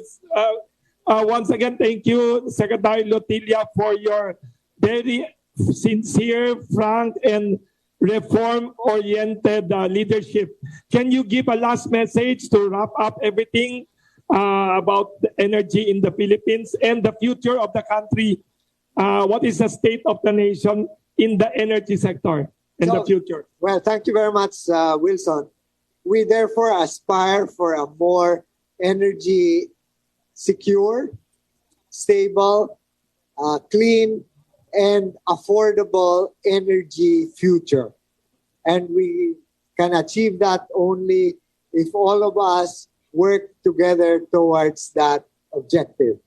The medium-term development plan of the president contains targets which are realizable within his term, but he also directed us to have a long-term Philippine energy plan, and that will be finalized during this year, because that one is a roadmap from 2024 to 2050. Wow. We need to plan a 25 years. generation ahead. Wow. Right? So let's all work together towards achieving that future. Thank you. Thank you. Thank you, Thank you, Secretary Rafael Lotilla, more known as Popo Lotilla. Secretary, alam mo, many people tell me you are one example of why the government is working well. You are one of the best leaders in government based on credentials, track record, and now we heard pa your good plans, and I heard from your staff, nagmarites kami kanina, you are also a very hardworking person. Workaholic daw kayo. Kaya, sorted si Presidente to have somebody like you, and we are very grateful for your good leadership. We have simple gift for you from Pandesal Forum. Yes, sir. We have to, this is our tradition. It doesn't matter if you're a president, ambassador, or movie star. All of our special guests like you, we give traditional Pandesal. Thank you for this famous pandesal. Thank you, sir. Of course. Yeah. And thank you, sir, for inspiring the people and the media with your good leadership and your dynamic ideas and optimistic forecast for the future. Thank you, sir. Ay, by the way, nakalimutan ko i-mention pala sa biodata kasi ayaw niya pasabi yung buong biodata niya. Former editor siya ng school paper sa UP before collegian. That's why he's very nice to journalists and to the media. Thank you, Secretary Lotilla. Oo, magaling kayo eh. Magaling kayo magsalita. Sorry, Thank you, sir. Pa-picture tayo for the media with the pandesal. Standing ba nakaupo? Okay lang nakaupo. Yes.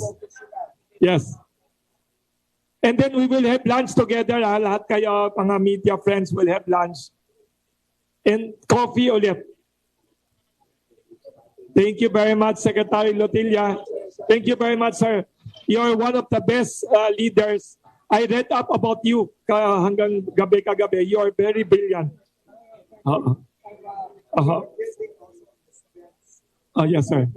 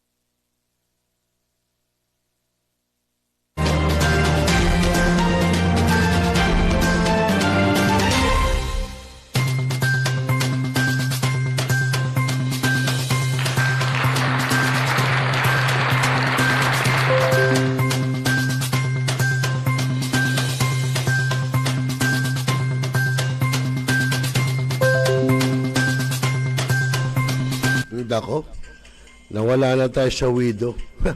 Sa tagal ng ating pinanood na video, ay nakatulog na tayo. Paktay na. Pero hindi ba mga katropa, at yun nga, sa oras na 20, alas 8:30 na. So medyo yun, napanood natin, na minsan kaya pala tumataas din ang singil sa kuryente natin dahil na rin sa consumer, no? Nilinaw naman ni Yusek na gano'n, depende sa paggamit. Ngayon nakita yung mga naglabasan, mga iba-ibang gadgets na pag sinaksak mo sa loob ng bahay, bababa kuryente mo, may mga testimony. So, wala natin, siguro pinakamaganda dyan, magbawaso tayo ng gamit sa kuryente. At ang payo naman natin sa ating mga nasa katulad ng Meralco, sana wag naman ganun kataso ang ating kuryente. Sana mabuksan na yung ating power plant para naman bumababa naman ang ating kuryente. No? Okay, so mga kaibigan, at muli maraming salamat sa ating mga katropa, kina Parimbayan Jogrades, kina Leo Bicaldo, Enteng Diaz, Guillermo Pangatungan ng Cebu. Pasensya na kayo, medyo nakuhan. Maraming salamat po at muli po hanggang sa susunod nating episode. Magandang gabi po at mapayapang magdamag. Of Energy Secretary Rafael Lotilla, more known as Popo Lotilla. We are very fortunate because I kept telling si Secretary Lotilla, researching about his life story, reassuring na we have one of the smartest. Just to continue, Mr. T.R.O.P.A, the person named in the search warrant, was not around during the implementation of the search. Talakayan. Representative. Opinion.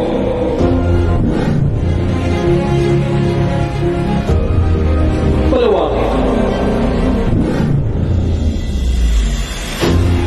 Aksyonan. Kasama si ROCEL dito na sa yung Millennial TV.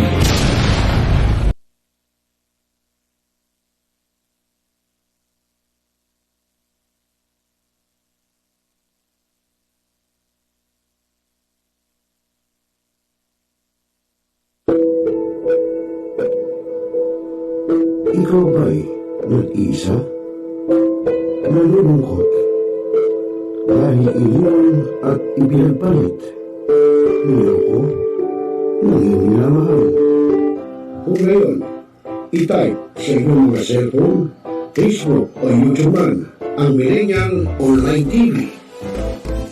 Dahil nasa Millennial Online TV na ang online realista ng bagong milenyo, si Radio Villanos. Sana'y di magmahil kung dati kung araw nang di pang bata sa piling ni nanay. Nais kong mauli ang awit ninang mahal. You are the one who makes me happy when everything else turns to gray. Walk on through the rain. Walk on through the rain. Though your dreams be tossed and low.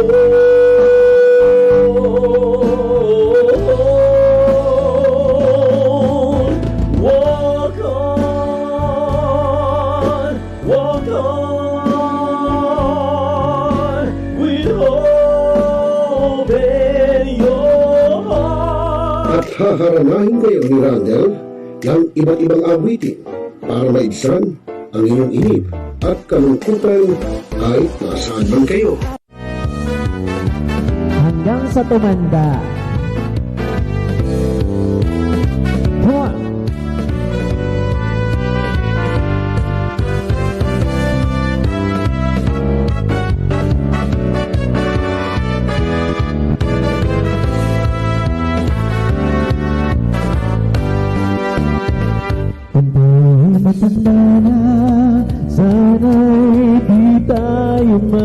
bago.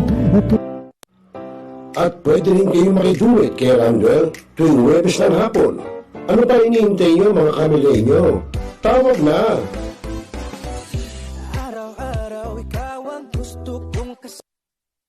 Mga kuya, ate, bunso, and friends of Eagles, ugaliing makinig at tumuto sa programang Mga Agila sa Bagong Milenyo tuwing Linggo alas 4 hanggang alas 6 ng gabi. This is brought to us by Central Luzon Region 45 Media Eagles Club. Ito po ay ating mapapanood at mapapakinggan sa New Millennial TV Online.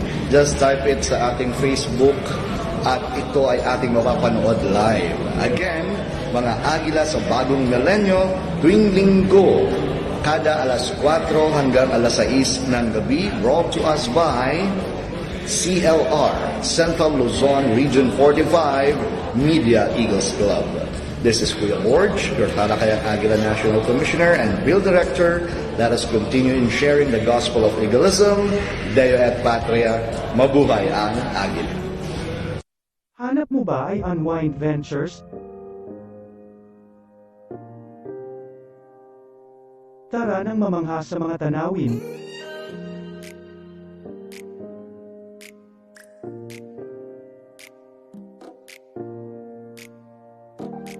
Ano man ang iyong travel goals?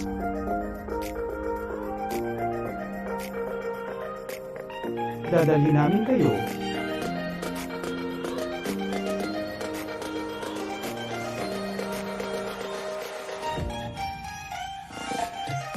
Unwind Ventures at saya.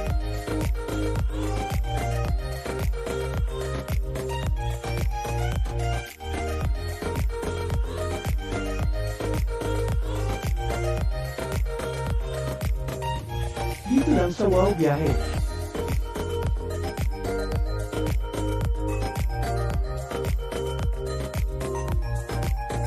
Kaya wow, di ba? Abangan dito lang sa Millennial Online TV. Barangay, pangunahing unit ng pamahalaan lokal kung saan dito pinag-uusapan ang bawat sinalog ng mga residente ng bawat barangay. Dito rin pinag-uusapan ng mga piling hangal na opisyal na barangay ang mga proyekto para sa kanilang barangay. Kumustahin natin ang panunungkulan ni Kapitan dito sa Dama Barangay sa Millennial Online TV worldwide, ang katropa ng bawat barangay. Ating tinatapos ang ating pagpupulong. Maraming salamat po sa inyong pagdalo at tapos na po ang ating session. Hanggang na po tayo. Mga milenyo, pagod ka na ba galing sa trabaho? At gutom na sa maghabong pagtatrabaho, pero wala kang pagkain sa bahay? Narito na ang sagot mga katropa, ang Super Manok Lechon. Napapawi sa inyong gutom at siguradong mapapa-anirize ka dahil sa tender juicy na jam mo pa at siguradong malinis at bagong katay buhat sa farm, kaya super masalasa at pangmasa pa. Ano pa hinihintay niyo mga katropa? Takbo na sa Super Manok Panteño Siniluan at bumili na, baka maabusan ka, katropa.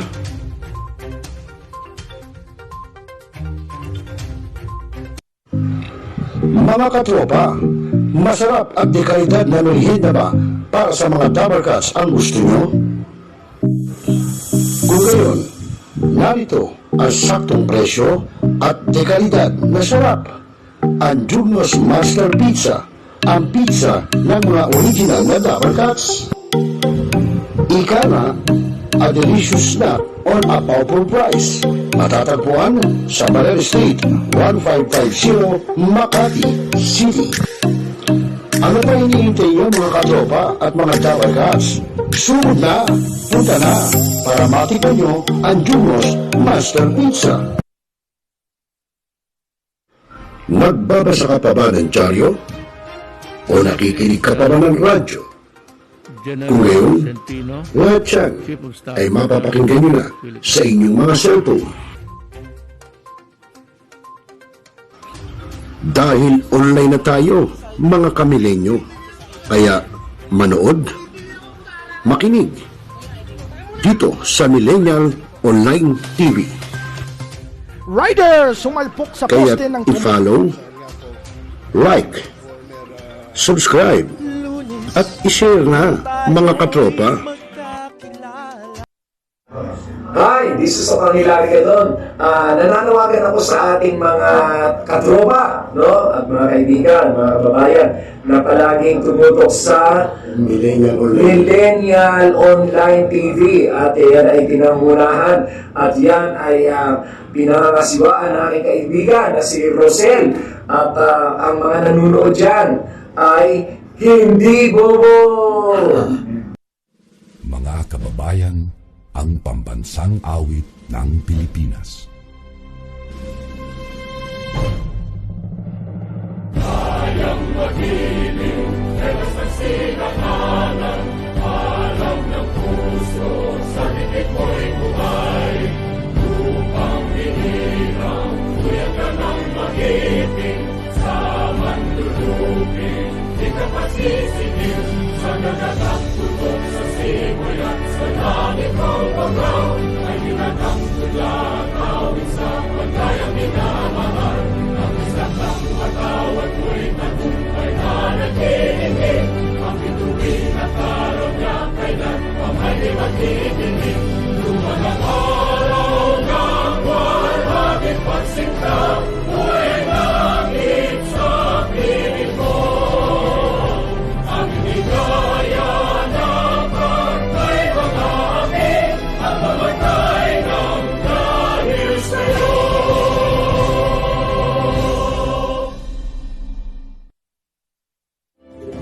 Sa lahat ng bumubuo ng Millennial Online TV at sa lahat po ng sumusuporta, maraming salamat po. Millennial Online TV is now signing off.